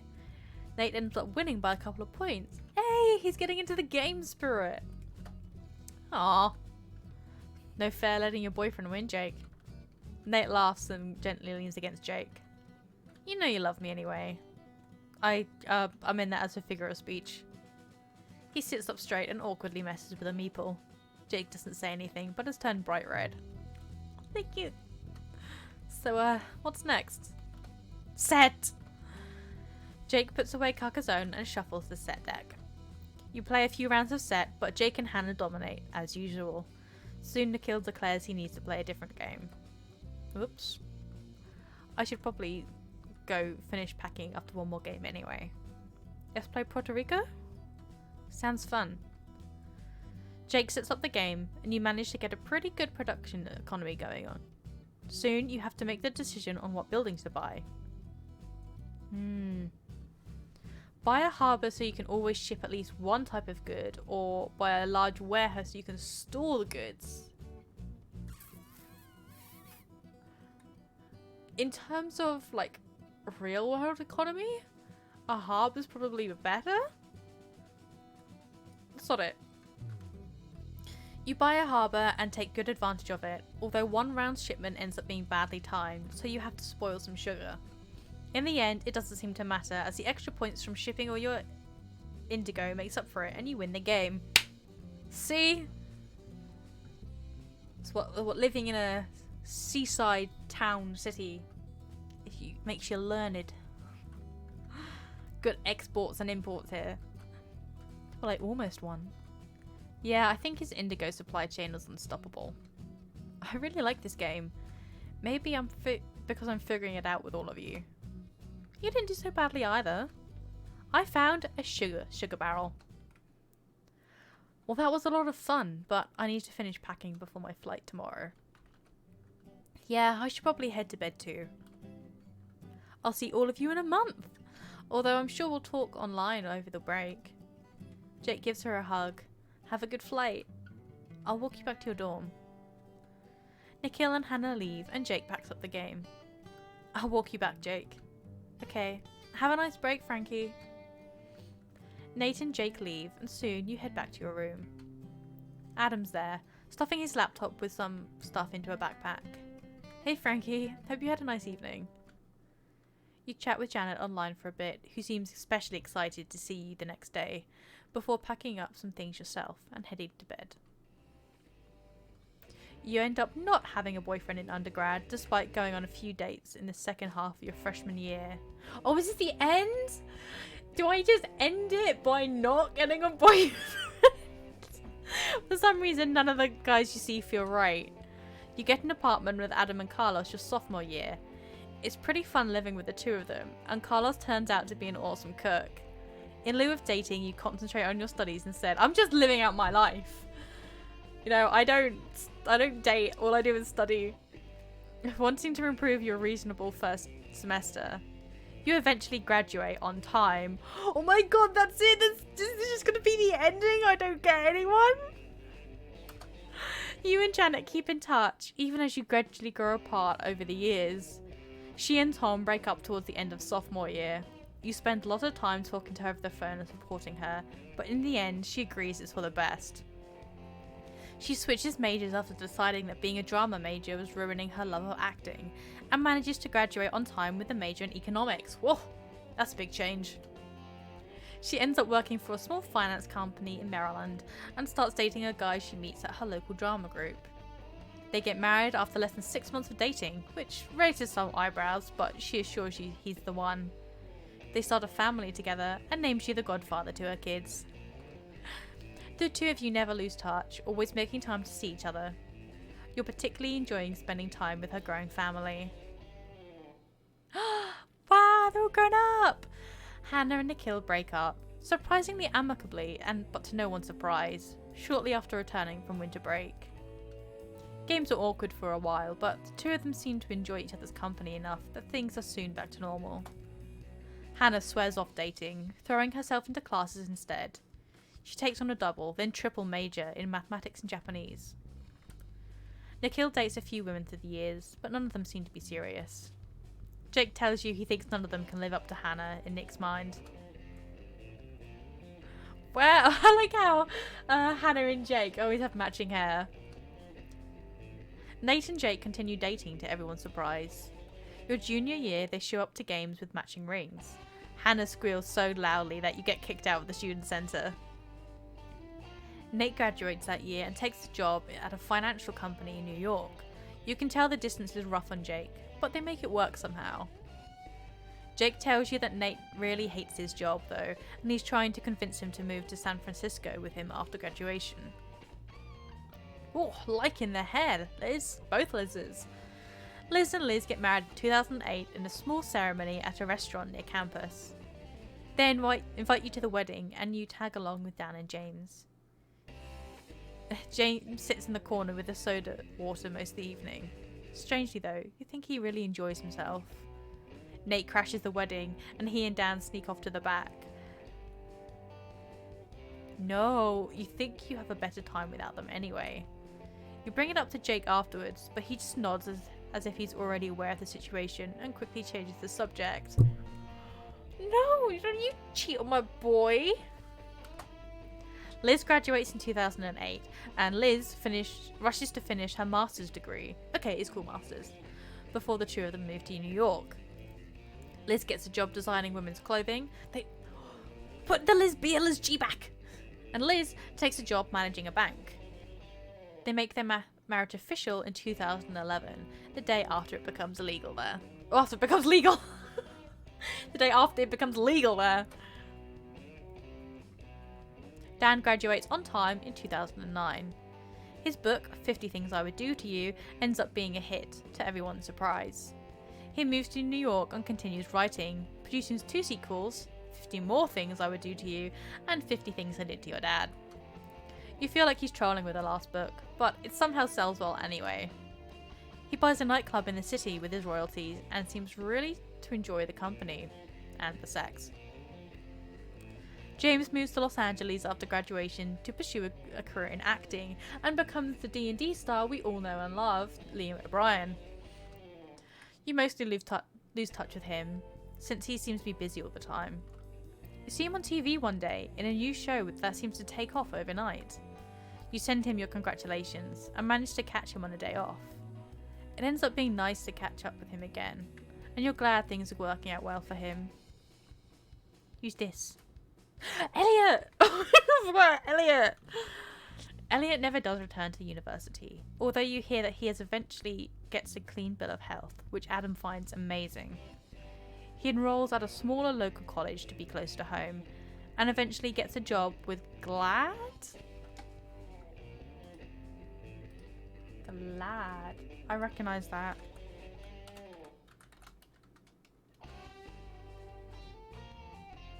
Yes, like I thought it was an LGBT acceptance kind of thing. Gay Lesbian Alliance Against Defamation. You move to San Francisco after graduation to take a job at a large web company. Hannah, Nikhil and Jake also move there and form a startup. Nate eventually joins them and seems to do fairly well. You keep in close contact with the group, meeting up for frequent board gaming. Nate and Jake miss a planned games meetup one day, and you call from New York instead. Jake says they spontaneously decided to get married. I thought Nate was going off Dan. Nikhil laughs and Hannah squeals, and you're really happy for them. Look at the boys who've grown up. Adam moves to San Francisco after he graduates to attend med school at UCSF. He seems to always be busy, but you manage to keep in touch. Carlos follows him, having reluctantly completed his degree in biology a year late. He lands a job in the administrative department of the hospital, needing the work to stay in the States. You meet up with the two of them for dinner a few times after moving out to the city. Turns out Carlos still is a really good cook. He spends most of his free time on the limited beaches in the city, and he often complains to you that he wishes Adam had gone to school in San Diego instead. Still, you can tell he enjoys yours and Adam's company enough that he really doesn't mind the rest. I found a blue plastic. Oh, I got the lone wolf ending. Oh. Game difficulty? Placeholder spray. That's the end. Oh my god. After all that. No, I got the lone wolf. I didn't get anyone because I put my work first, which is just so sad because it's exactly what I'm doing in real life. I was trying to live vicariously through the game. No. Oh dear. Well, maybe I will play this again someday. Play again, see how different versions fit the game. Oh, there's a sequel. Maybe I'll play this again someday. Maybe I'll make it like a yearly thing to do at Pride. And I'll, like, try and get the different endings. Oh no, that's so sad. Oh, you can actually, oh wow, you can actually click on all of them and...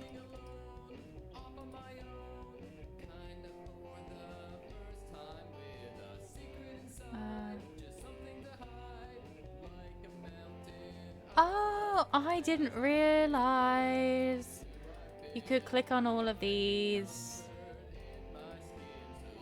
Do we know who his little brother is yet? Nah.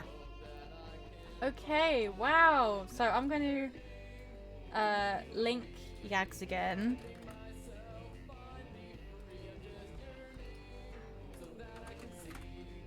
In chat.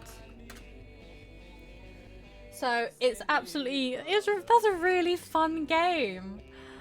Lots of talking, my voice is dead, but it was pretty good. Yeah, I'm definitely going to play that again at some point. But see, I said I was going to finish it. It might be a month late for Pride Month, but I'm still rocking the hair. I did it eventually, right? But thank you, all those who did tune in for this whole journey, if not just today. And I will be streaming another time. Maybe tomorrow?